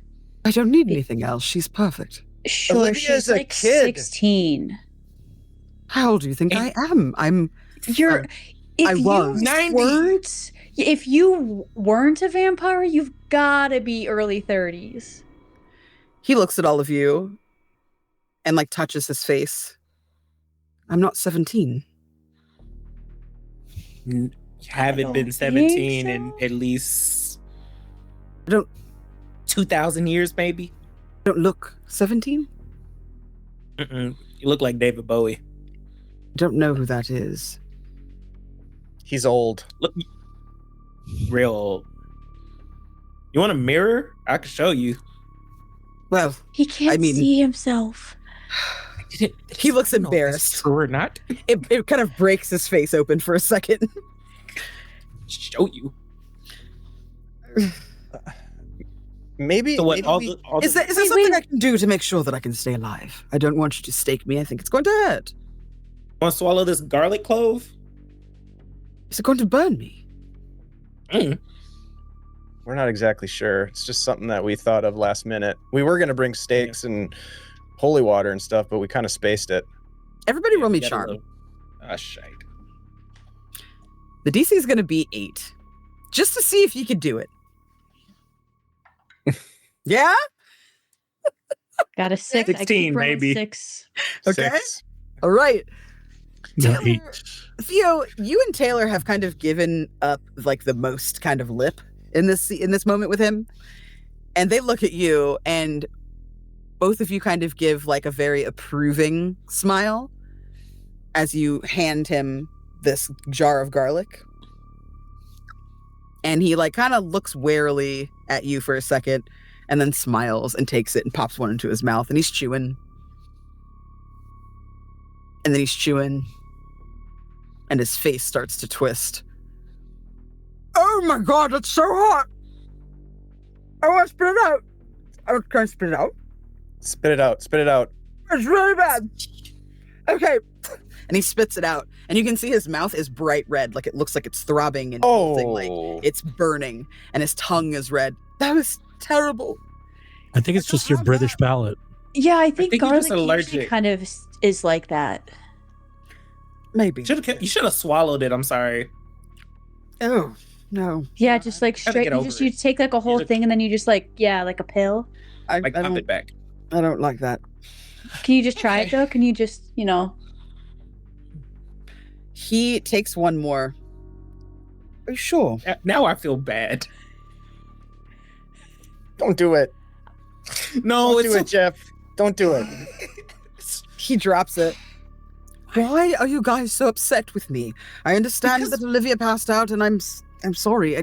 How else am I supposed to eat? We care about our friends and we care about this town, Jeff. I wasn't gonna bite Well- your friend. I was just bored and lonely. I can only So fuck Olivia. Why are you here? Why did you come here of all the places that a British vampire could go? You came to Gulf Haven? He kind of, if he could blush, he would. No color rises to their cheeks, but you can see them, their eyes give that same affectation of when someone blushes. They kind of look away. I don't know. You don't know. Yeah, I mean, how did you end up here? Like on a ship? the sunny weather can't be helpful. In a coffin? No, in a I don't crate? have a coffin. Don't have a coffin. My first memory is... Don't laugh at me, okay? Preemptively laughs. My first memory is... well, I was in the bushes outside the video store. Wait, what? I opened my eyes and there was a light in front of me and it didn't burn, and I was surprised. And I looked into the door that's made of glass and I saw the most beautiful creature I'd ever seen. She was sitting there reading a book, and I just... She's not a creature. That's Olivia. She's a child. A goddess. How long have you been here? 2 weeks ago? Last week? Time is kind of... You really don't remember anything? Are you a new vampire? Well, you're saying I'm thousands of years old and I don't remember that, so... Well, we don't really know that. Because you're talking about I gladiators. don't know that. Yeah, Yeah, that was a you were guess. talking You have a about gladiators. dog when you got here? No dog. Gladiators. No, you know, no. like A Spartacus. dog. Well, no, we know what they are, but you were referring to me as an athlete. You're like, if that's what they call you instead nowadays, so it just seems like you're really old. Well, I wasn't sure what you might do. I saw... I know that there are... I'm not a Spartacus, gladiator. I'm 12. and there's also... you're 12, so... a gymnast, perhaps? I've seen a No, I'm an gymnast... athlete. No, I just meant like we're 12-year-olds gladiators. Jackie's a soccer star. Anyways, I'm getting Just off for the track. Not record. from Spartacus. He tries to, like, look at you helpfully. You're talking about the movies? Yes, the moving pictures. Okay. Game Master, Okay, so you're not thousands of years old. Got it. what's around us in this kind of like chamber? There's some, like concessions that are here, but they're unopened. There's some, like, VHS tapes. It looks like this person is, like, shoplifted all across the pier. There's, like, a little brochure for the fishery. There's, like, some tokens from the arcade. There's Is there a pack of unopened anything? cigarettes. Is there anything? Wolf is like how old? Wolf is, like, 40. Is there anything from like the 50s or the 60s in here? Good question. I feel like you might find a stash of, like, old comics that have moldered.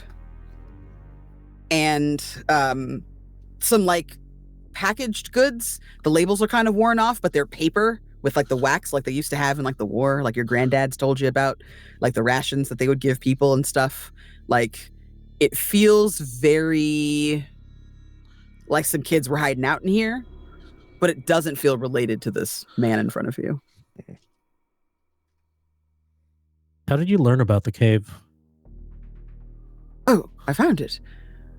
I was leaving Olivia and the sun was rising, and I instinctively knew I needed to get out of there, and I couldn't go home with her, so I just looked around on the beach. The first night I was under the pier, but I got a little, well, scuffed up. And he kind of turns around and shows you, like, the little lines in his jacket where his skin must have, like, burst into flame a little bit. But I found this place when it was safe, and no one has bothered me. Are there other gloomy, but- people, or no? You said you were only you and Olivia ever were in here. Oh, Olivia's not been in here. This is not a fit for a lady. No, not at all. Why do you talk like that? God, This is so sexy. annoying. She said No. she thought it was sexy. Well, you Well, also bit her, and then she became in love with you. Do you realize that? Oh, she was in love with me before I bit her. I wouldn't have bitten her if she wasn't in love with She me. didn't want to see you once she got her wits about her. It's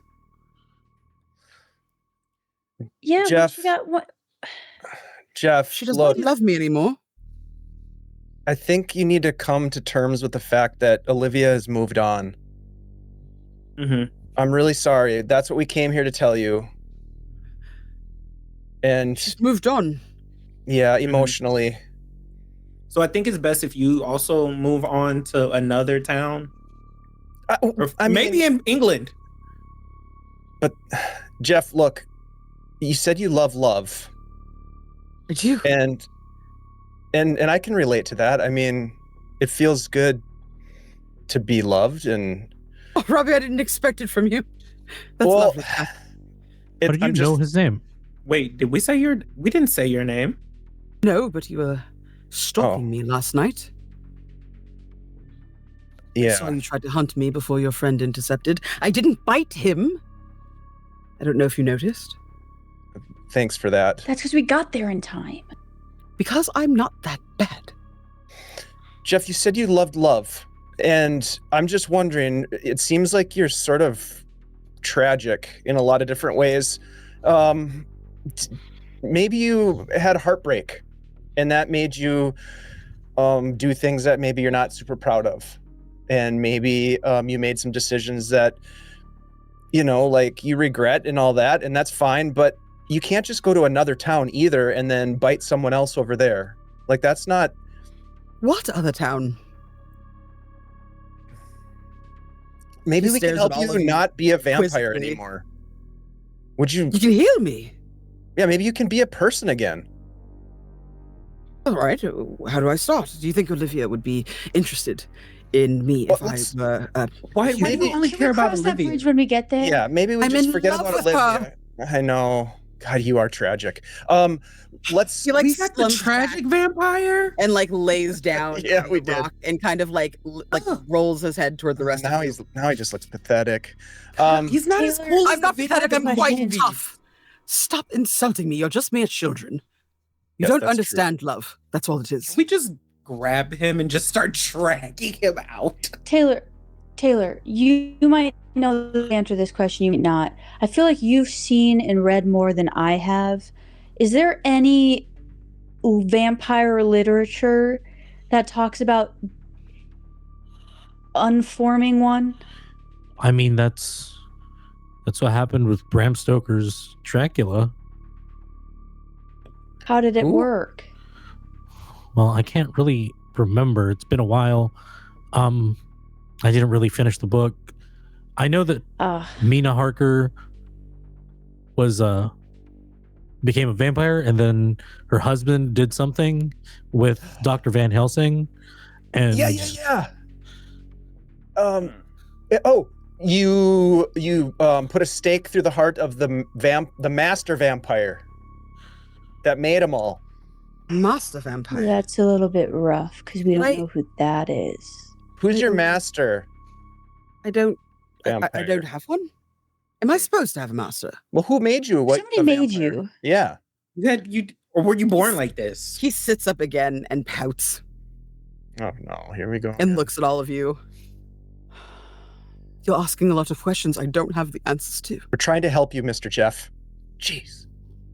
What did you tell Olivia about you? Because I'm sure she asked where you were from. I told her, you're going to laugh at me. We haven't laughed this Probably. entire time. And I told her I was from her dreams. Oh my God, Jeff. Taylor's Okay, Dude. go into a ball, not because Okay. he hates the guy, but like I feel that bad for him. response is just like, I don't know, something there's something boils in me right now. just we all. So okay. Can we have a group huddle real quick? Jeff, you stay over there. Yeah. All right, Don't don't move. be over here licking my wounds, you all so rude. Okay. Okay, guys. So he's tragic. Yeah. Yeah, he Yeah. doesn't know anything.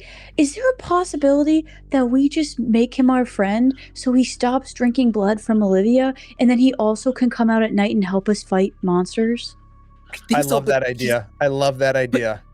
But he's a vampire. He has to eat somebody or he's gonna go frenzy. Yeah, we'll do like animal blood. I'm not Coyotes. gonna do it. but Coyotes. You like animal blood? I only like to drink from my love. Oh God, Jesus. so we have to find who did David Bowie have a partner? Like, do we have to find this person? He's fake David Bowie though. That I doesn't know, count. but I don't know. We have to find who he was in love with. That's not Olivia. Everyone roll me brains, please. DC 6. Oh, goodness. Oh, boy, come I on. said brains. Stop I need an it. explosion. Come on, explode. Oh, I exploded. 2. I did not. 4, okay. I got a 1. Okay. Come on, Jackie. Got a 5. Do you want to spend an adversity token to Oh. make it 6? Yeah, of course. Yeah, I forgot Okay. about those. You say that. It comes out of your mouth. And you hear the conversation your friends are having. And you stop and think about it. You've seen David Bowie's face in the last 24 hours. And as you kind of think on it and you try to run your mind over it, you return to the way the store looked the moment you walked in. Olivia behind the countertop reading a book. Purple cover. The row of movies behind her with all the staff pics. The brand new movies up front. The big poster of The Contraption from The Fly. Jeff Goldblum's name huge over top of it. And then you see next to The Lost Boys, as Olivia's hand plucked it off the shelf, the cover of the 1983 movie, The Hunger, starring Susan Sarandon and David Bowie. So good.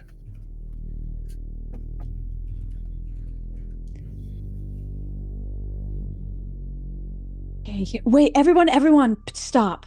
I think I know who he's in love with.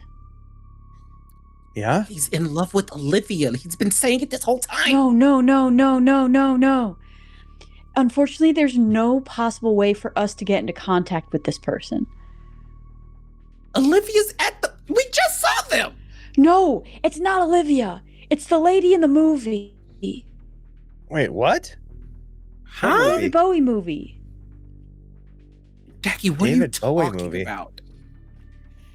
In the movie in the video store. There's a lot of those. Wait. Okay, all right. That y'all- Wait a David minute. Bowie is in.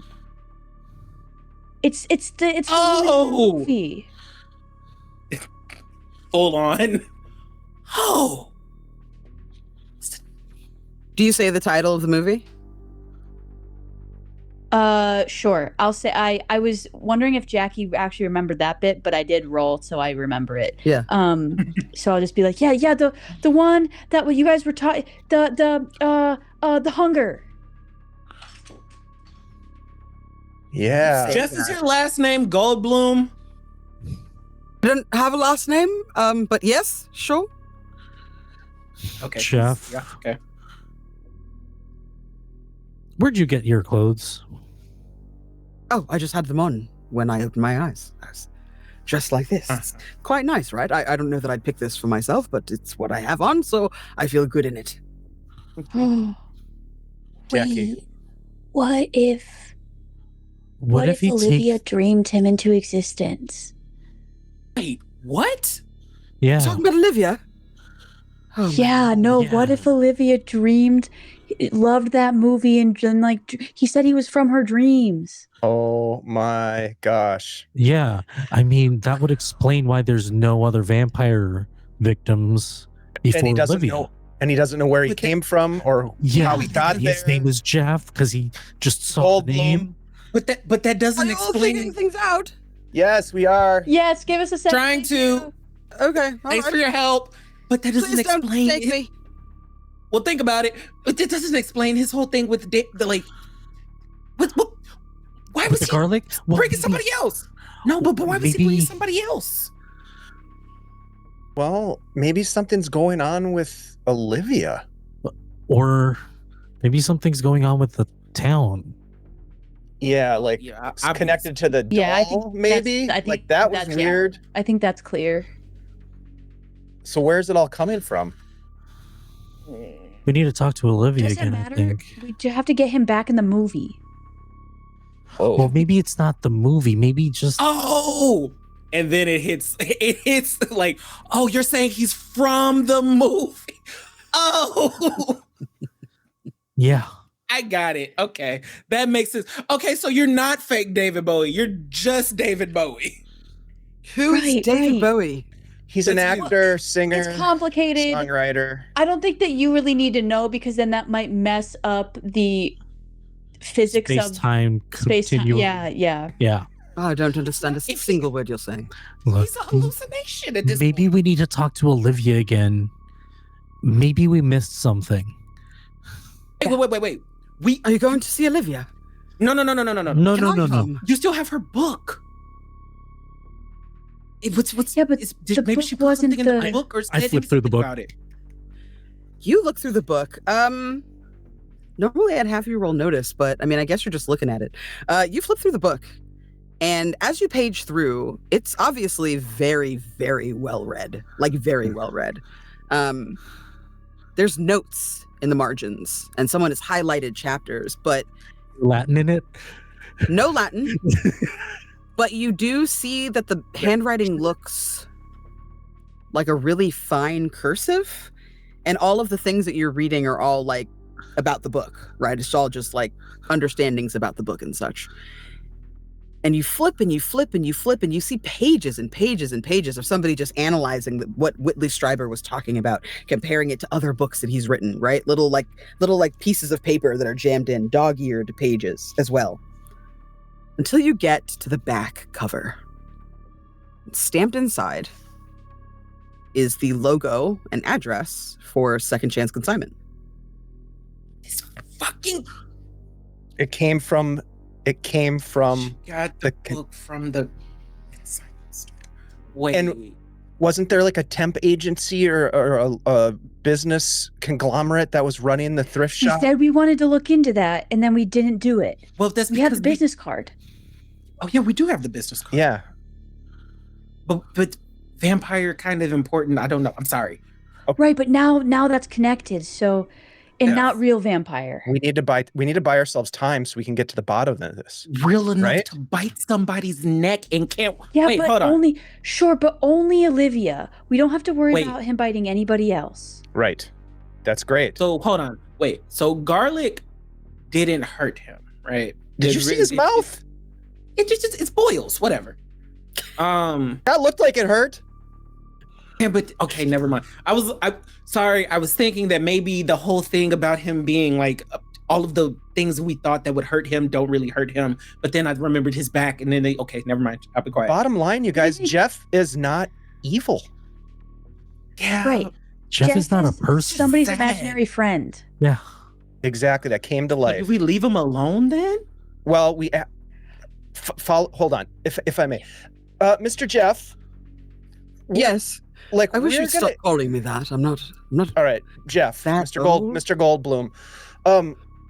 Look, we just need to buy some time so that we can get to the bottom of this and maybe patch things up between you and Olivia. But I would highly recommend that you don't visit her right now because things are highly volatile and like there's this connection with a book and this consignment shop. What book? Yeah, exactly. It's just that there's a lot of mysterious questions so we have a business, okay? And we will follow, we help people like you and Olivia and others. Maybe, Robbie. Yeah. Maybe we make him our client. That's what I'm saying. Okay, go ahead. Yeah, Sorry. He doesn't so have any money. yeah, but he's a Yeah, vampire. He's David. What does it? So, Jeff, You need money.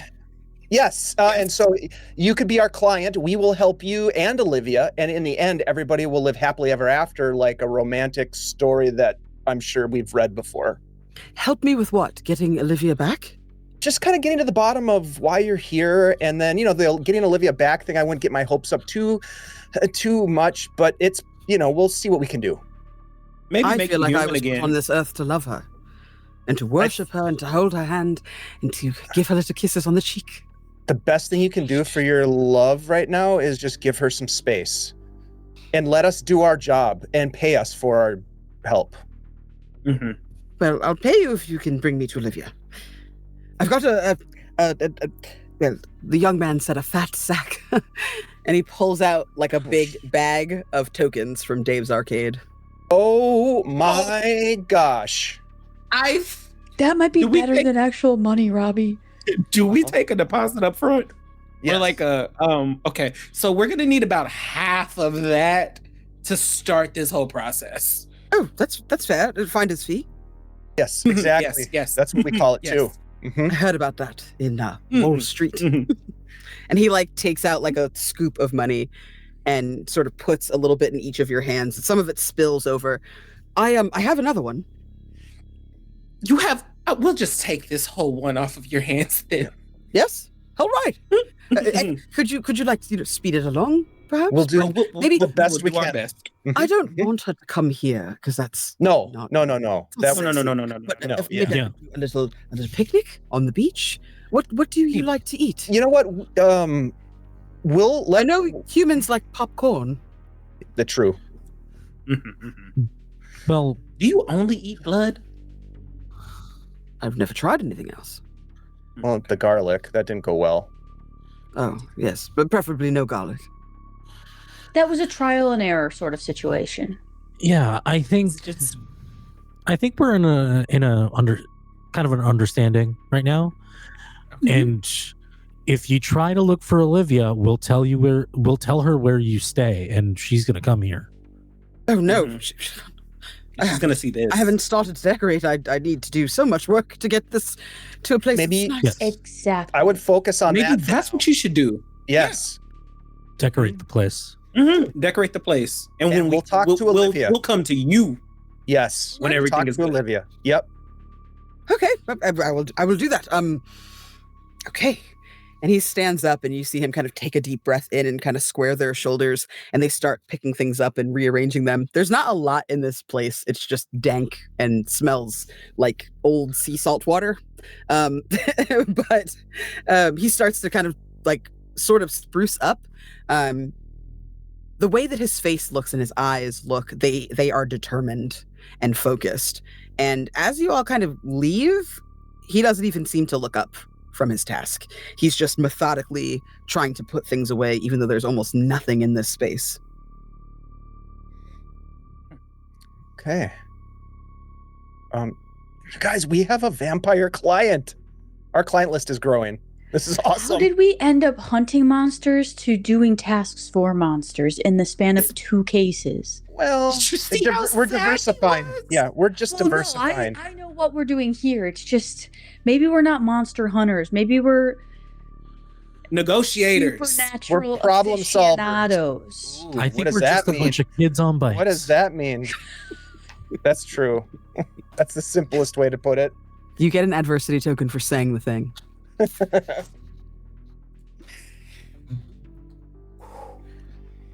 How much? You all- Good. So you all leave the cave, I assume? Mm-hmm.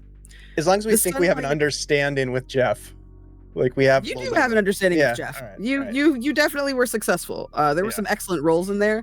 Jeff feels for the first time in the 2 weeks that he's been conscious and aware that he might have friends, and he's pretty chuffed at that.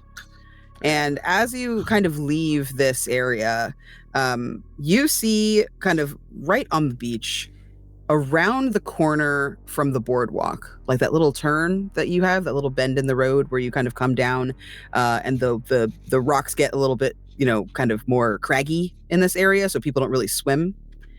You see a black blanket with skulls all over it, and like a little like boombox, as well as a bag that has little bat wings on it, and a couple of like drinks and stuff on top of a cooler.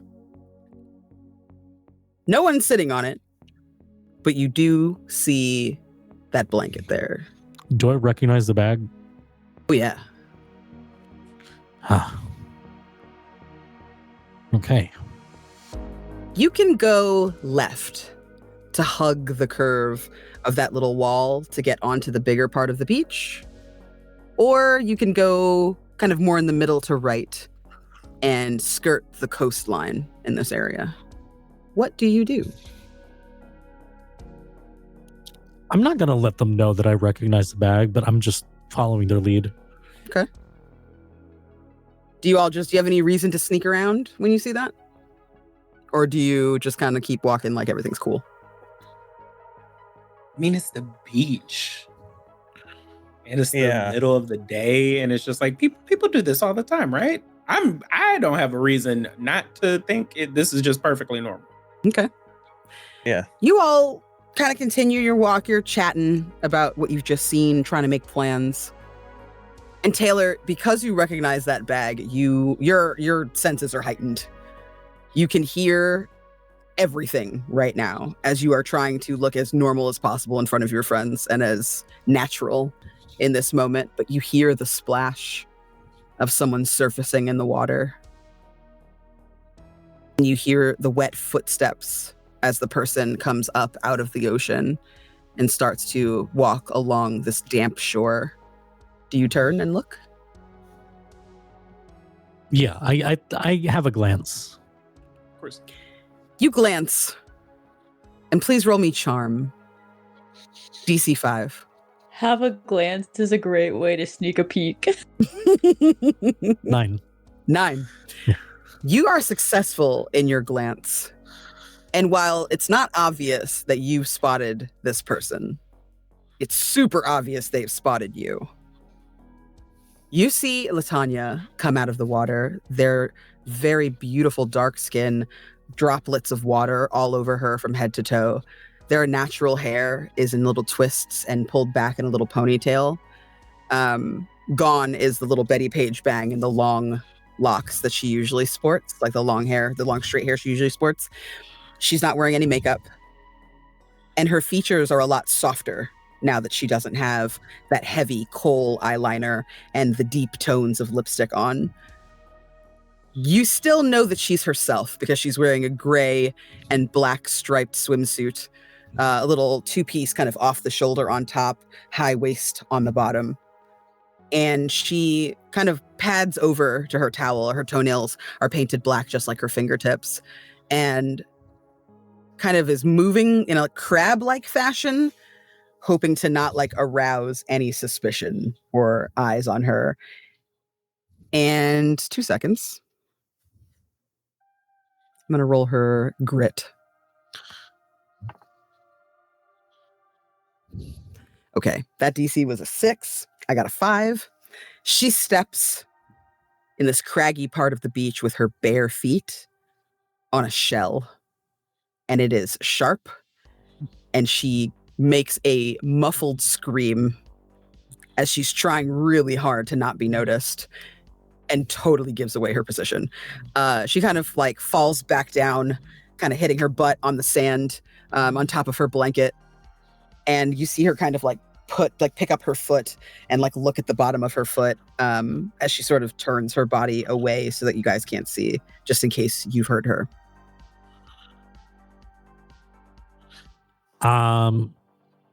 Yeah, now I'm probably gonna get like Taylor's gonna be a little obvious now, and is gonna head over there. Okay.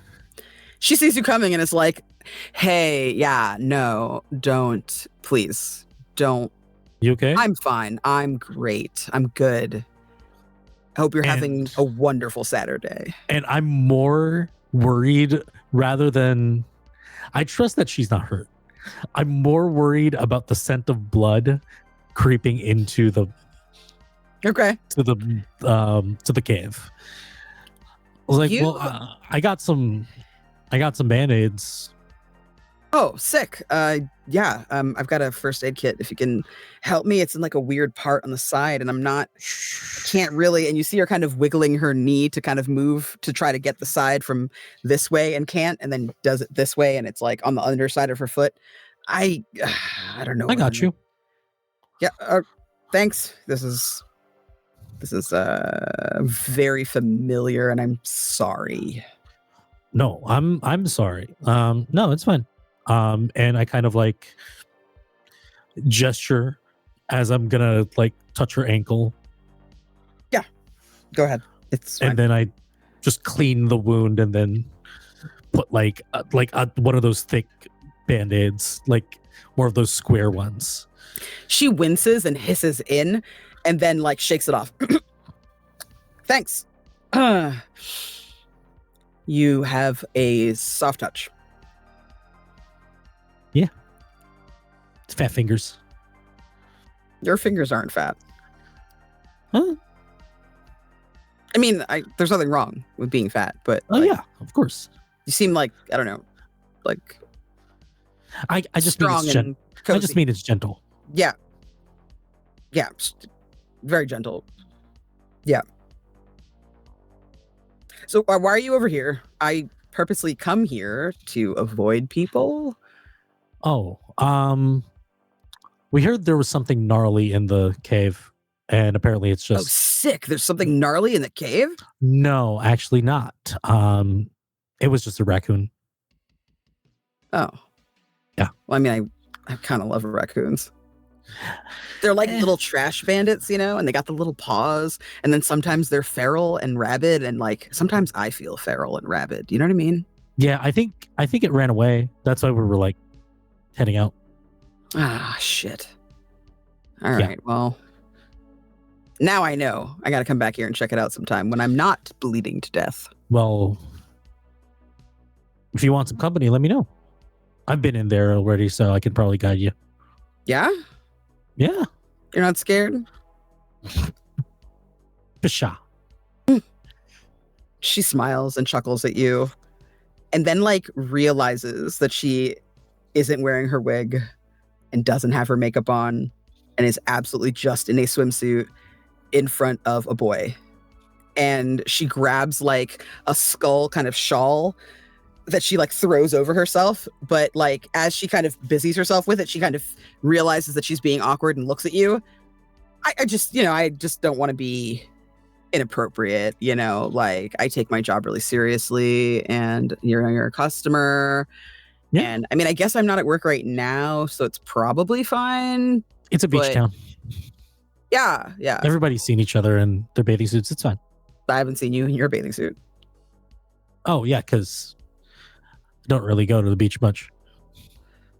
Oh, cool. Well, I mean, I'm here a lot if you ever change your mind. Yeah. Cool. Cool. She smiles at you and like looks over your shoulder at your friends. Cool raccoon then? Next time you see one, let me know, because I mean, like, I'm dying to meet one. I promise I won't bite you guys too hard if I get feral. She smiles wickedly. Well, I'll leave you to it. But yeah, nothing's in there. Just a few bats. Bats? Yeah, I heard they have rabies, so I'd stay away. Okay, did you not hear what I said about going feral? Well, there's going feral and dying of a neuro disease. I mean, I guess, but like everybody would bring black roses to my funeral, and that would be hella tight. Well, that would suck because I thought we were playing D&D. Oh, you still want to play D&D with me, huh? Of course. Cool. Okay. Yeah, I actually am learning how to DM, and she starts to launch into like a moment where it's a string of words for a solid 5 minutes uninterrupted, where she is like telling you all the details of the campaign she wants to run and the minis that she bought, and like, oh man, I designed the perfect room, and I've got this really cool drape that goes behind it, and I have a little soundtrack, and Susie and the Banshees is on it, and then I think she like starts to trail off, realizing that she has like just dorked all over this moment that she's trying to have with you Taylor in front is of like your friends as well. Taylor's cheeks are so rosy. And it's just like hands in the pocket, kind of like pinching himself inside his pocket. Sorry, that was. You see, this is why being goth is awesome, because like you can just keep that all inside where it belongs, you know. I think it's awesome. Cool. Yeah. You're pretty chill for junior high kid. Yeah. I like that. And it's just like getting redder and redder. She sort of just looks at you for a second and is like, "Are your friends just gonna watch us, or Oh, do sorry. you have somewhere to be?" We kind of have somewhere to be, but rain check on the tour, and I point into the cave. But I'll see you on Wednesday, Yeah, if not earlier. Yeah. chill. Okay. I'll save you a seat next to me. I'd love that. All right. Bye, you guys. Have a good time with whatever you're doing. Raccoon hunting? Business stuff. Yeah. Oh, that's right. Your business. You gotta tell me more about that on Wednesday, okay? I'm like dying to know. Promise. She winks at you and then blows you like the tiniest kiss and then does like a little bat motion with her hands and kind of laughs to herself and goes back to her beach setup. I gesture with like a net, and then I put my hand in that net, and then I just put it in my pocket.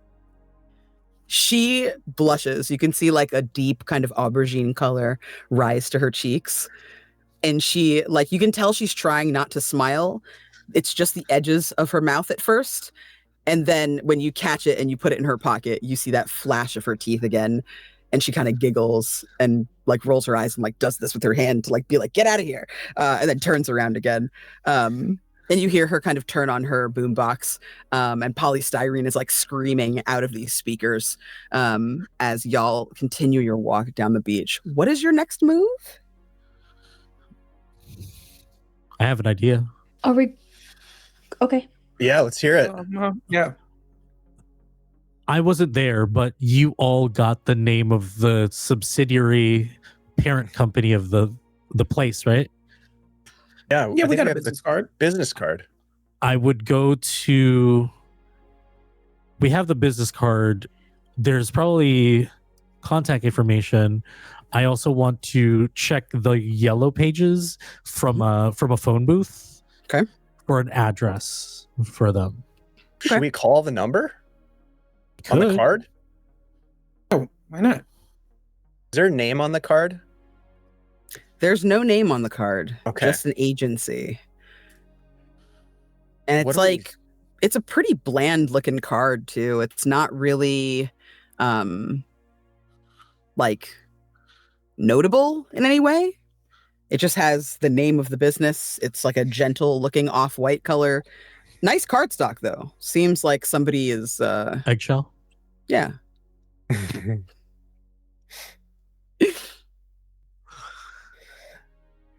So are we gonna think- do that think you before we guys- talk to Olivia?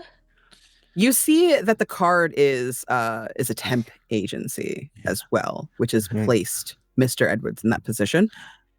I It is not a local number. It is an 800 number. I just don't think that Olivia might know about how she made Jeff. I understand. Yeah. It's like Carla, who didn't Yeah. know that. Well, Carla's mom didn't know that she bought a murderous psychopath doll. Right. Right. You think Carla Okay. like willed that doll into existence as well? Just like Mm, Olivia did with that one seemed more. No, that one seemed more like physical. Yeah, I think that was something that was included in the doll. Well, this is the best clue that we have, the best lead anyways. So let's give it a call. Oh no, yeah. Let's do that. Who's gonna talk? I just like go nose I goes. think maybe you should talk. Oh, I think it's Theo. Yo, you gotta do it. No.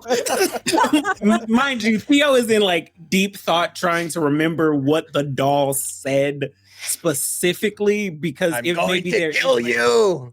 Yeah, but then Something there like was that. She said that she wanted to kill her, but then she also, I'm not, why do I have to make the call? Wait, we already did that. Yeah, we already did that. No, So close this time. Dang it. Okay. The business card is in your fingertips, and you dial the 800 number. You don't have to pay at the payphone for this 800 number that you're dialing. And you hear the dial tone kind of go through and the ring as like the little click comes in. What am I supposed to say when they answer? Just wing it. Okay. You hear that momentary kind of click again as someone answers the phone, and you hear a bright voice on the other end. Dairy Temp Agency. This is Susan. Dairy? Did you say Dairy Temp Agency? Yes, we're in Derry, Maine. Okay, that's okay. That's what I thought I heard. Hi. My name is Jeff, and I'm calling for my sister Olivia. She's looking for a job. Oh yes. Where are you located? We have locations that we send people to all over the country. We're located in Florida. Okay, is that going to be Fort Lauderdale, Orlando, Tampa, Jacksonville, or we have one location here in a place called Gulf Haven. Is that near where you might Gulf be? Haven. Mm-hmm. She just moving there. Yeah, just trying to do a little relocation. We actually don't have any placements right now. There is a store. Let's see. And you can hear her kind of ruffling through paperwork as she pulls a file out of the drawer. It says, oh, yes, we have another person. I can't give out information about the other people that we work with, our employees, but there is a man already kind of taking up that spot over at Second Chance Vintage. So there's also a consignment here as well. Consignment and vintage, yes. Oh, I think that's, and like Theo actively lowers the octave in his voice. I think that's a really big shame because she loves dealing with old vintage things. I think that if do you have how do you get your items? How does that work? We're do you have any idea of the store? We're just in charge of hiring people to work there. You're going to talk to. Let's see. You hear more leafing through again. Huh? She might be able to at least work with the procurers or something. There doesn't seem to be any contact information here. It's just who's the owner? It says Mr. Black. Is Mr. Black the owner? It seems like, but it doesn't have an address for him. It just says Gulf Haven, Florida. No phone number either. No phone number. Interesting. Oh, I do have this address. No, that's the address of the shop. How could they have signed up without having any? Can you hold, please? She puts you on hold for a second. You hear like the elevator music playing some ballad from the 1960s. They're from like Derry, Maine, and they apparently whoever the owner is, they don't know how they did this. They don't have a name. They don't have an address. What was the name? What was the name? Mr. White or something like that. Is it Mr. White or something else? She said, I think it's Mr. Black. I start flipping through the phone book. The phone book. Okay. For a Mr. Black. You see several numbers for Black. One of them is a teacher you know from your school. It's not her. Another one. Yeah, another one, like you see that there's like 3 or 4 entries in there. The phone book here is kind of thin because it's the local, like to your city. There's also another phone book that's a little bit larger that has like the larger kind of tri-county area. The white pages. You tear that out successfully and kind of pocket it. As you hear the phone click back over again, Theo. Hello, sir. Are you still there? Yes. Yeah. I'm here. Thank you so much for holding. Yeah, I don't know what to tell you. There's a page in here that has all of the information on it for our services, and the second page is missing. I know it had to have been signed and notarized and authorized for us to be able to activate that person, Mr. I'm not supposed to tell you. Excuse me. Oh, I'm sorry. Don't mind me. What was your name again, ma'am? You've been such a great help. I just Susan. want to... Susan. Okay. No, it's Susan. From Derry, Maine? No. Sir, are you there? Yes, I'm here. Yes, I'm here. One thing that I can tell you that looks a little strange. Yeah. We've been in business now for about 45 years. And It's a while lot longer than... Okay, yeah. Mm-hmm. we have a little bit of a, it seems like a mix-up. I have a whole other folder for Gulf Haven. It doesn't say a business name, but it's the same property that you're asking me about, Last Chance. It was called something else before, some kind of department store, I think. It went up in flames. When did it go up in flames? Oh, let's see. You hear her rifle through pages again. I think it looks like about 25 years ago. 25 years ago, it went up in... It was a department store that caught fire. Okay, that's really interesting. I don't understand. Why would you have two different files on this then? I'm not sure. Whoever took this most recent request decided to start a new file on Mr. Black, I guess thinking that because they're so far apart, it couldn't possibly be the same person. He's an elderly gentleman when he calls. You could tell there's a lot of age in his voice, you know? Okay. Would you happen to know the name of the department store that it was before? I think it's... Hold on. I'm seeing a B for the first letter, and this photocopy is terrible. Carolyn, this photocopy is terrible. Yeah, was it the intern? Well, someone needs to take care of this, honey. And you hear her having a side conversation. That's great. That's great because I am too. Can we go to a different... Is there like an old map, like 25 years ago? Something like that. At the library. I'm sure. Yeah. Yeah, I think we need to go there because apparently Mr. Black owned a department store that caught flames and they think it's the same guy. Yeah. Well, I think it's the same guy. Yeah. Mm-hmm. Yes, ma'am, I'm still here. Mm-hmm. Yes, I'm sorry. So it's, I imagine it's probably just Black's Emporium. I imagine that's probably what it is. Black's Emporium. Oh, yes. Black's Emporium. Oh, here you go. Solomon Black. That's his name. Solomon Black is his name. Yes. Do you have a number by chance? No. An old address, maybe? There's no phone number in here. I can read you this address. I don't know how helpful it'll be. And she reads it out, and it's the same address as Last Chance.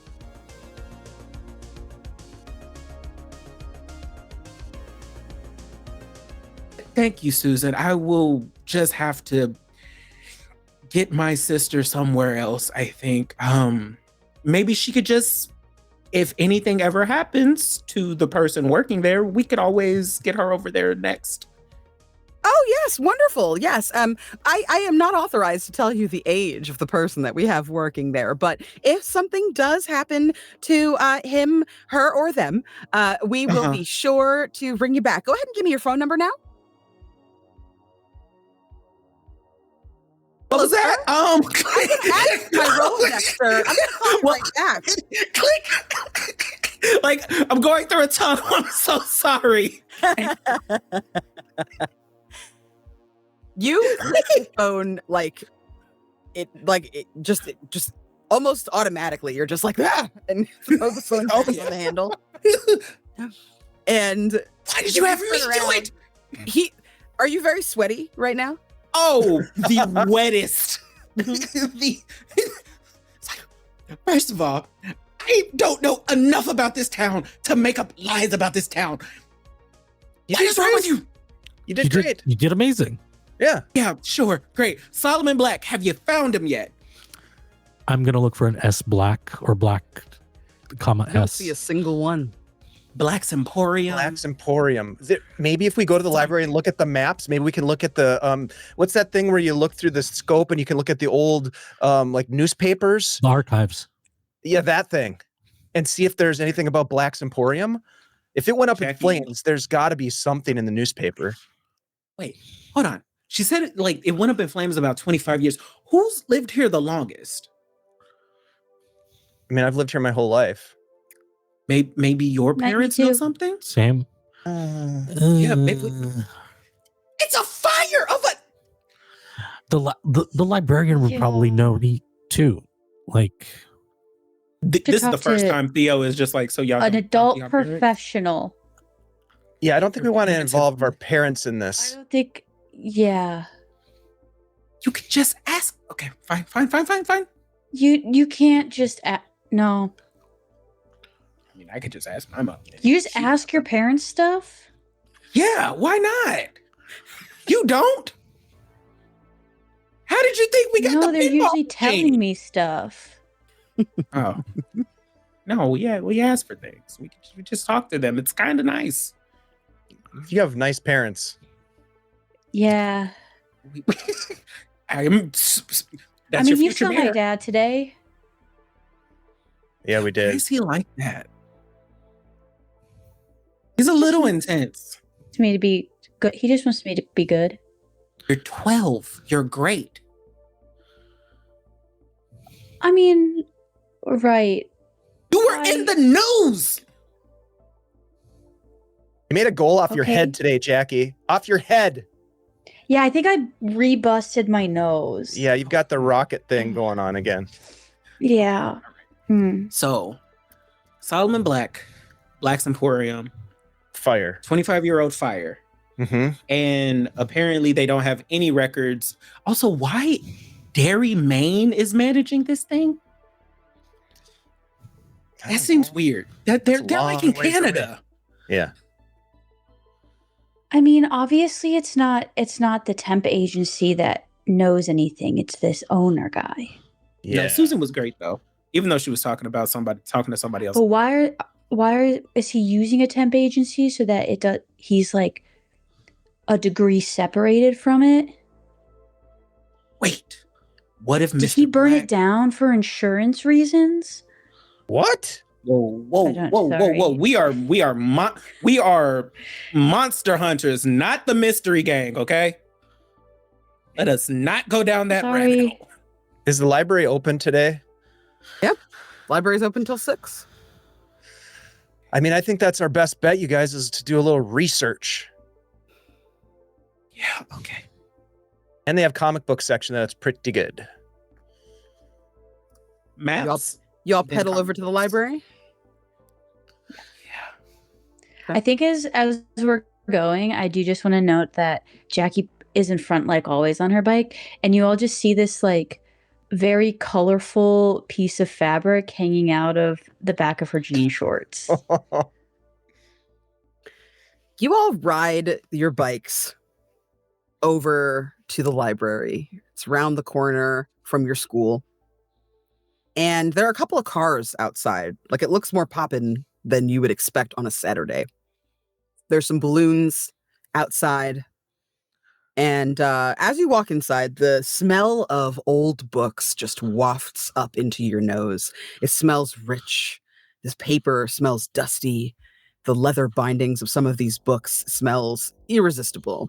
You can hear pretty much just silence, but right underneath the polite talking, very quiet talking of the two femmes that are at the desk minding the books, the head librarian, as well as the person standing next to her.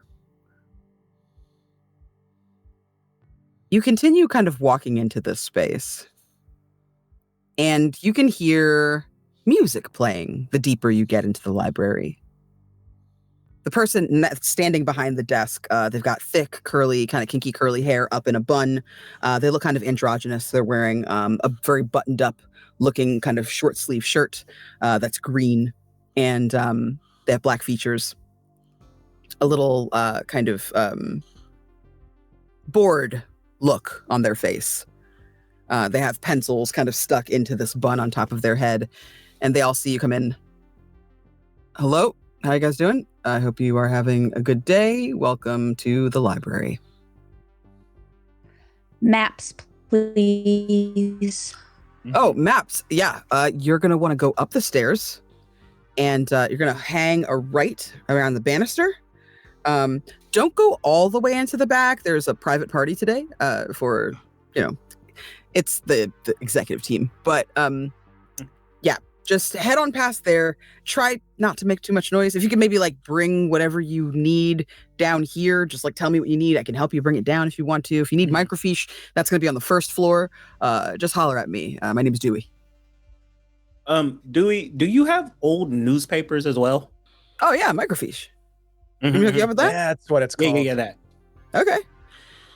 They kind of move outside of this kind of rotunda sort of thing, this like little round desk that they're in.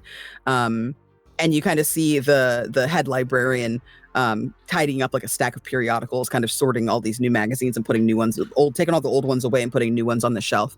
As you follow Dewey into the back.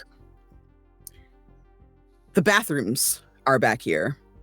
And to the left of the bathrooms is like a little area that has the microfiche machine that you can kind of slot things into, and then the lights kind of go up underneath it, and you can see all of these like old periodicals, all these old newspapers and pamphlets and things like that they have collected as part of the town's history.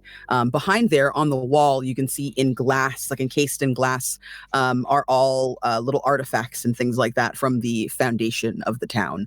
You see like a shoe from, the early days that was found on the beach, like buried. You see like the golden doubloons that some of the pirates used to kind of come into the little kind of alcove, actually right near that cave, that were found in like a dig site that they had there long ago in the 70s. All kinds of just kind of bric-a-brac and interesting finds that represent Gulf Haven's history. And as you are kind of pointed to, what dates do you give Dewey? What dates do you give this person to 1968.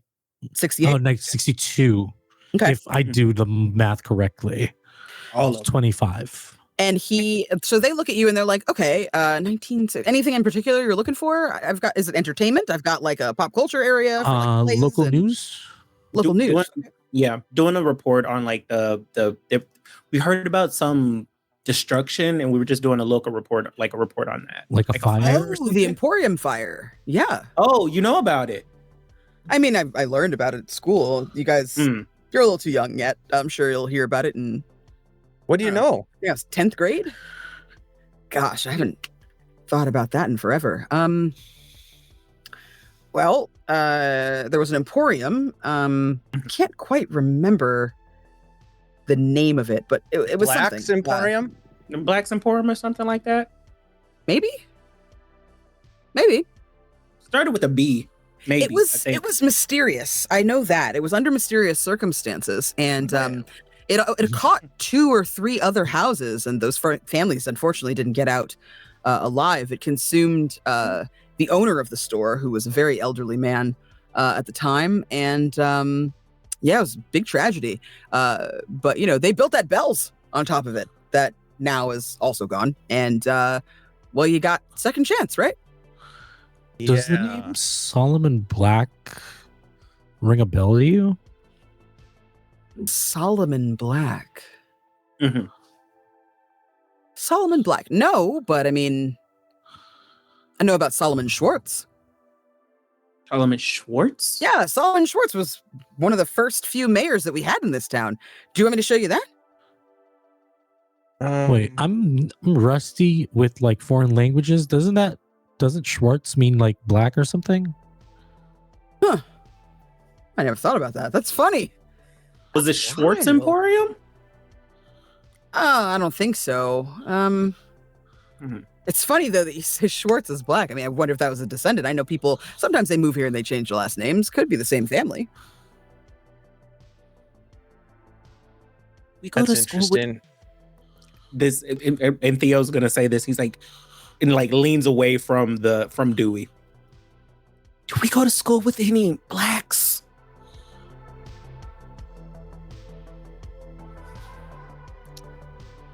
I mean, None of you can think of a student named Black in your school. what about Schwartz? No, doesn't ring a bell. Okay. Do you think the Solomon Schwartz and Solomon Black are connected? Is that what you're thinking? It could be the same person. I think it's the same. Yeah. Old guy who died in the fire is the old mayor of town? Didn't the lady on the phone tell you that the man who calls is old? And I quote, "Old as dirt" is what she said. She So did it's not say in the that. old and Solomon Swartz was an old guy. So I think it's the same guy. He's dead, But I- Jackie. Now, Robbie, Crazy. I think he and I is. Gulp. how old is the town again? The town was founded in the late 1700s. So okay. So the first Wild mayor theory. is still alive. That was my theory. That's wild. Sorry, I guess it wasn't too wild. That was my theory. Dewey What is- kind of peeks over at you all. What are we doing? Do you need anything else, or did you want I'm me gonna to go get the set this maps. up for you? Yeah. Okay, We'll do still the microfiche. 1962. Yeah. Yeah. No, maybe go back. Is there anything from like the you know what? Anyway, I'm gonna go get the maps. Maybe there's information in the maps. Yeah. And Jackie is not quiet. Jackie is running through the library and her shoes are slapping up the stairs and they're just echoing around the space. You hear the sharpest, fastest, Oh. most fucking lungful of air rush through the hiss of someone's teeth as you flip, flop up the stairs. It is swift and it hits you like a ton of bricks. Shh! Sorry. You get to the top of the stairs. Do you slow down? Yeah. Okay. You start walking past and you see the door open to that conference room in the back. And like 3 bespectacled older ladies are looking at you like, shh. I'm very excited about maps. You can find them over there. Have a fun party. Thank you, darling. And they kind of like look at you bewildered, like, whose child is this? They close the door. Taylor, please roll me charm.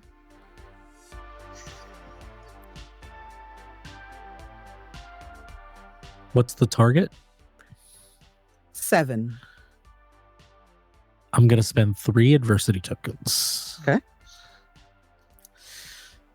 You're minding your business, trying to look at this microfiche. Dewey sets you all up, gets everything prepared, and you hear a voice behind you. What are you doing here? Aren't you Oh, supposed my to be mom studying works here? for an How could I exam? forgot? What are you doing? You said that you were going to be in all day studying if I let you stay at your little friend's house.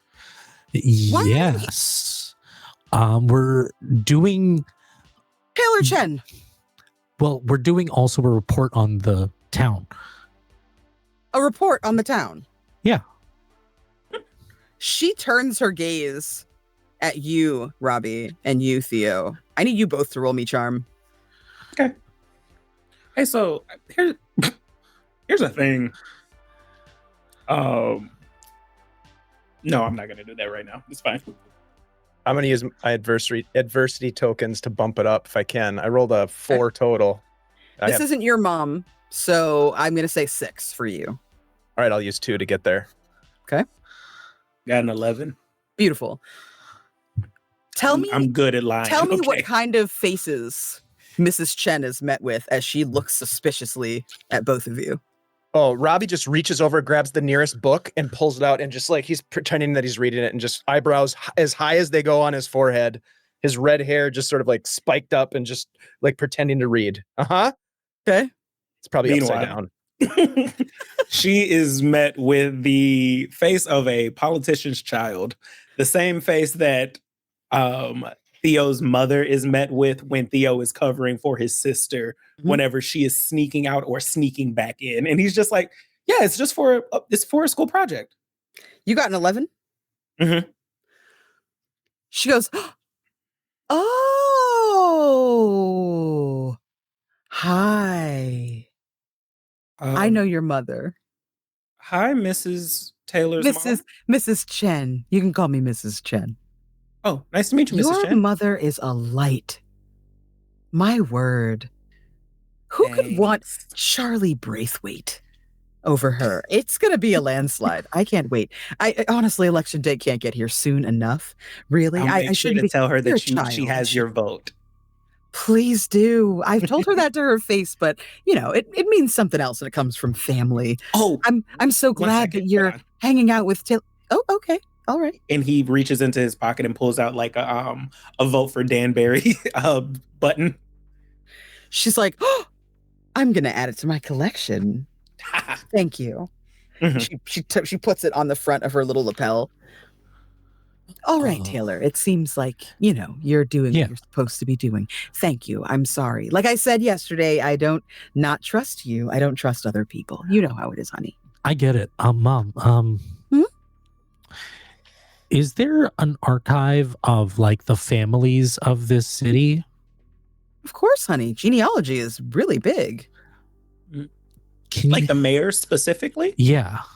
Oh, the mayors? There's definitely a history of the mayors of this town, yes. Yeah. Could Okay. you show it to me?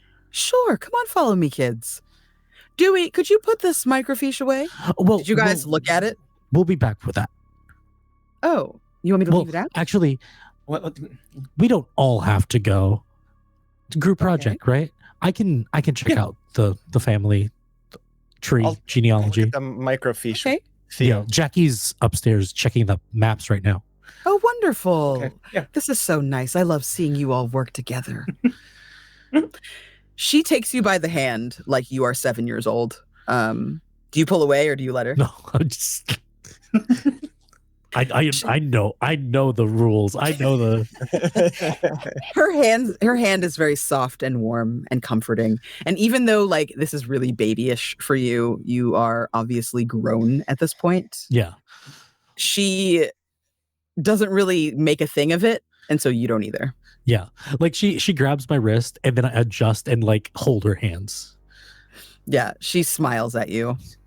I love you. I just make a face like Mm-hmm. She nods in understanding and brings you over to the area that's like the history section. In the back, there is like a lower shelf that it's like a smaller kind of half bookshelf that has like different books that are like history of the town. It looks like some of them are journals. Some of them are like personal entries. The office of the mayor usually keeps like notes and records and things like that. There's like guest books of like who comes in and out. All of that kind of stuff is all here. And the older ones are in like a little glass cabinet because they're so old, right? It's been hundreds of years now at this point. Which one are you trying to look at, honey? I want to learn about Solomon Schwartz.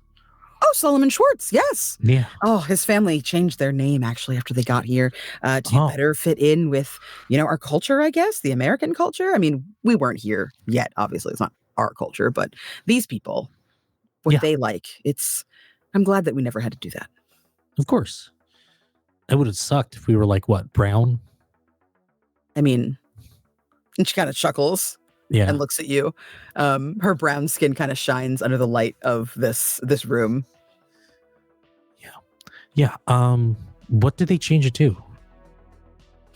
I mean, I think it was black. Okay. Yeah. The Black family. Cool. And she takes out one of the books and opens it up to you. Yeah, so see here. This is Mayor Black. And you look in the book and there's a young man there. He has shoulder-length hair that's kind of around his shoulders, a little bit curly, maybe wavy, high cheekbones, white features, but looks like perhaps he might be an ancestor of somebody who might not be white. It's kind of unclear. The curl to his hair, it looks like this man's features don't quite make sense, but he looks really sweet and kind. I try to trace through the records if they have descendants that might be alive today. You go through and you see his death date, right?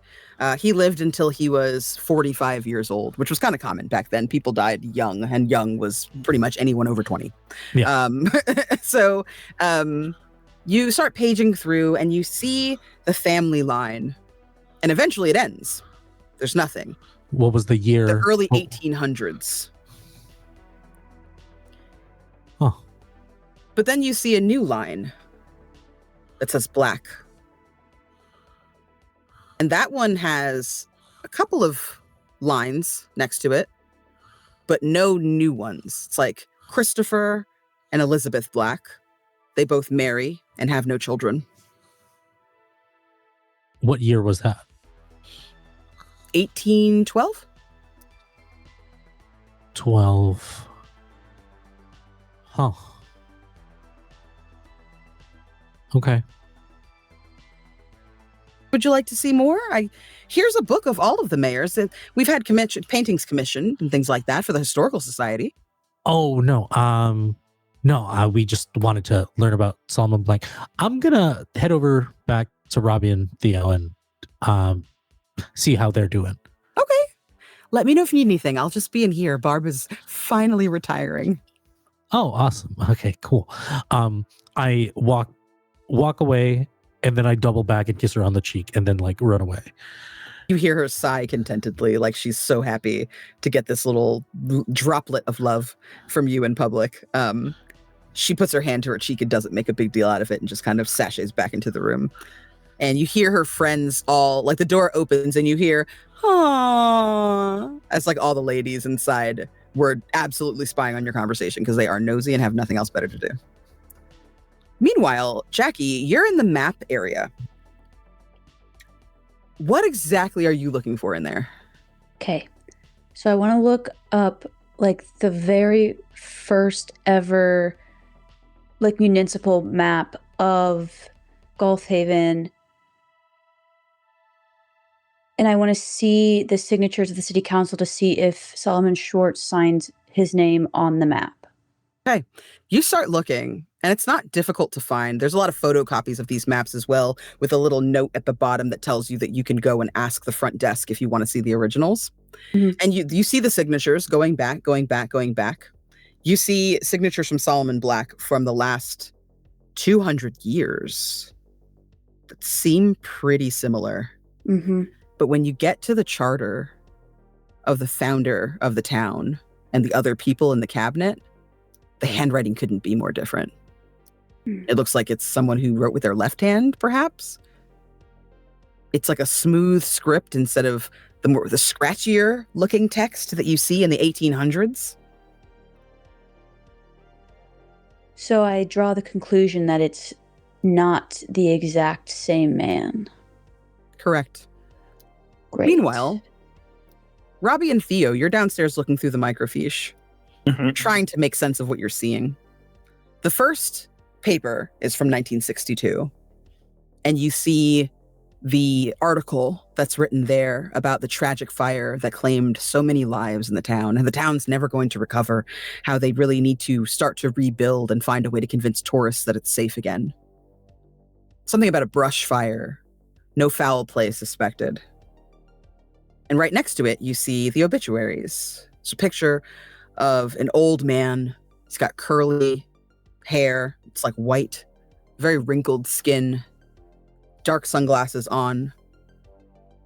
He has a cane, a little bow tie, dressed about what you would expect for the 1960s. And then you bring up the other paper that Dewey has given you. You all wanted to see some articles or any photos of times gone by. This next one is an image of that same area, that same piece of property. 50 years before. The owner stands there. That same man. Very old. More shoulder pads. Sharper cut to the suit to symbolize the time. But that's the same guy. And as Dewey brings you the illustration that they had commissioned of the first mayor and his cabinet, you see a young man, very handsome, that similar kind of texture of the hair, maybe a little bit looser. He's smiling. He's in the middle of a cabinet of people, and over his right shoulder is an old man with long, loosely curled hair. He's wearing dark glasses. And as you stare at it, you could swear it's staring back at you too. And that's where we're going to end tonight's session. Oh. I can't even talk to dead folk about this because he ain't dead. I can't even ask dead folk. I can't even ask dead folk about this. Isn't he dead? You might be able to. I People don't trust die? it. He might be. Oh my God. Thank you so much for being here, y'all. Great session. I hope you don't have nightmares. This is just you. I got a little creepy on you. Sorry. Very No, creepy. good. We loved it. We loved it. Yeah. Very good. Fantastic. Let this be a lesson. The library, folks. Go check out your library. You can find all kinds of creepy stuff over there. Get, Sure get can. your Support your library local card if you library haven't kids. yet. Yeah. That's right. I'll be real, completely unironically. For a long time, I had so many fines at my local library because I took too many books out and then would forget to return them. So then for a long time, for years, I was not allowed to be in the library no. because of my fines. And then they passed some kind of like bill or something like that that made all the library fines go away. And I have been using my library recently, and it is awesome. Mhm. It is awesome. You don't need streaming services when you have a library. Right. Yep. And it's You free. should absolutely get your library card if you don't have one. It's Please. awesome. Yeah, only streaming you get service you access to- need is Twitch Yeah. over here. You also Watching get us kayak. live. You get access to Libby audiobooks. Just saying, Yeah, guys. those are awesome. Very, very Just letting good you stuff. know. Please. It's great. Shameless plug for your local library here. You That's know, right. Fun fact about Shameless me, plug. studied to be a librarian, had to drop out because there were no library jobs and it was really expensive to get my MLS. However, I do have 50% of a library degree under my belt and therefore consider myself a librarian. Thank you very much. That was my dream job. One day I will return to it. Anyway, I'm Candace. I have to do an outro. I'm here just chatting about library stuff. I'm Candace. Hello. You can find me at the Candace Marie on Twitter and Blue Sky, at Candace Magnificent everywhere else. I am 1/4 of 3 Black Halflings. You can check us out wherever you catch your pods. You will be able to see me next month on the 3BH channel streaming. I believe that we said it was going to be the 25th of October. And then the previous weekend, the 19th, I will be over on Bad House RPG doing Quest for the Holy Tale. Fabs is going to be our producer, and Fabs is going to be in the game the following Saturday on 3BH. So please definitely come by and check us out. Harlem by Night actually got pushed, so I believe that's going live this weekend. So if you want to see me in a Vampire the Masquerade game, come hang out. And I am also in, there's something I'm forgetting to say, and this is silly of me to forget to say the thing that I need to say. Puppies. I don't know. I Puppies. guess look at my social. There's something on there, I'm sure. Popcorn, over to Fabs. What's up, everybody? My name is Fabs. Also Fabian. I go by any all pronouns. I am the producer of one of the producers of Bad House RPG, where we do a lot of like intentional horror stuff using World of Darkness. Currently, we have Eternity in Jersey City, which is a Sabbat game. Very dark. If you're wanting to see something insane in the AP space, check it out. I also host a talk show, Kids on the Stoop. So this week we have a new episode coming out this Friday. It's with Stella Luna. It's about community and TTRPGs. If you want to get early access to that, which is tomorrow, you can check out our Patreon. I'm not in anything yet except for the things that Candace said. So I'll popcorn it over to Jackie. Hello, everybody. My name is Kenzie Tartaglione. I go by she, her pronouns. You can find me online at ktartaglione or ktartaglione8. I also am the creator and creative producer for Queer PG, which is a TTRPG podcast by queer people for queer people. We are currently in the process of releasing our interview series. And actually, coincidentally, today's episode that was released was with Doug Lewandowski, who is one of the game designers for Kids on Bikes. So sweet. you can go over there and you can check out my conversation with Doug about Kids on Bikes and Teens in Space and Kids on Brooms and, you know, the Kids on plethora of games that he has out there. We talked about collaborative storytelling and it was a great time. So go check that out. And I'll go pop it over to Keon. Damn it. Even though I knew it was going to be me this time, I don't know why. Running out of options. Because somebody has to close the show. Anyway, Hi, I am Keon. I go by Brother Keon across all of the internets, and I had so much fun playing tonight. Thank you all for having me. I have so many things coming down the pipe just because finally things are getting released. So first and foremost, you can catch me tomorrow over on Roll D5 with Aetherius as we are we're unthawing, dethawing, we're thawing out Roll Detox and finally bringing our first episode as co-hosts together. Woo! And we will be talking to our founder, Onduin, a part of Roadie 5. And it's gonna be so good. We just finally get to yap and actually talk to each other and talk about the reason why Roadie 5 was created and bringing together people to tell indie stories and indie creators. So super excited about that. Outside of that, you can catch me over on Charm Party, where I will be playing just a lovely little Cupid guy who has no problems at all and no like emotional baggage whatsoever. He's great. He's literally the worst, guys. I'm so sorry for making him. I love him so much, but he is a problem. Like he was created to be a problem. It's great. But yeah, catch me over there playing Eziel. And you can catch so many other people over there. After that, you can also catch me over on the Dagger Forge, where I will be playing Siege, who is just so happens to be your run-of-the-mill zombie slayer who is just stuck in Curse of Strahd now. It's great. It's gonna be fun. So yeah, there's so many good things that are coming down the pipe. There's a lot of stuff coming up. But yeah, if you want to keep in touch, hit me up on socials. I just realized that Threads is great, so I'm over there again. So that's me. I guess I'm gonna send it on over. Yeah, to you, you buddy. Hey, thank you so much. You guys are busy as hell. I'm super impressed and grateful that you made time to come over here, and I love playing with you. It's been a blast. So thank you for telling a great story. The story keeps getting creepier and creepier, and I love it. So thank you, Candace and cast.